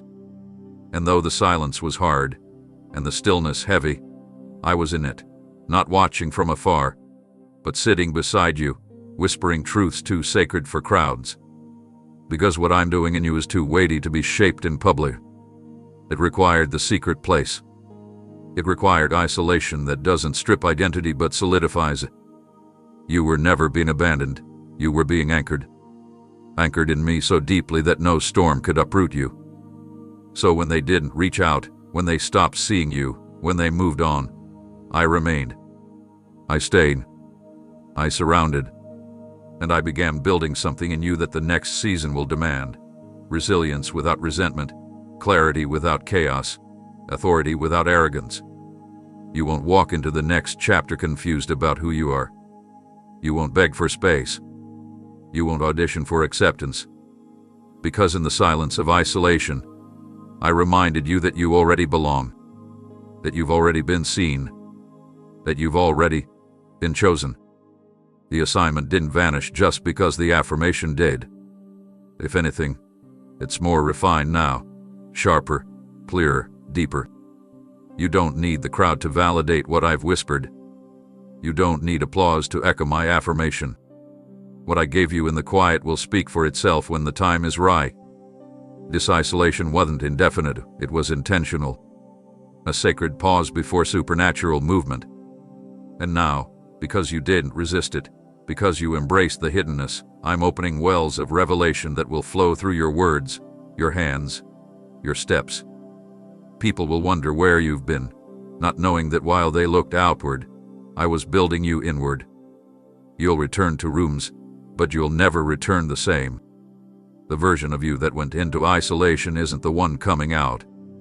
The one emerging carries oil, carries weight, carries wisdom that doesn't come from study, but from sitting with the one who sees all. Don't rush the re-entry. Stay sensitive. Stay slow. Not everything that wants your time deserves your attention.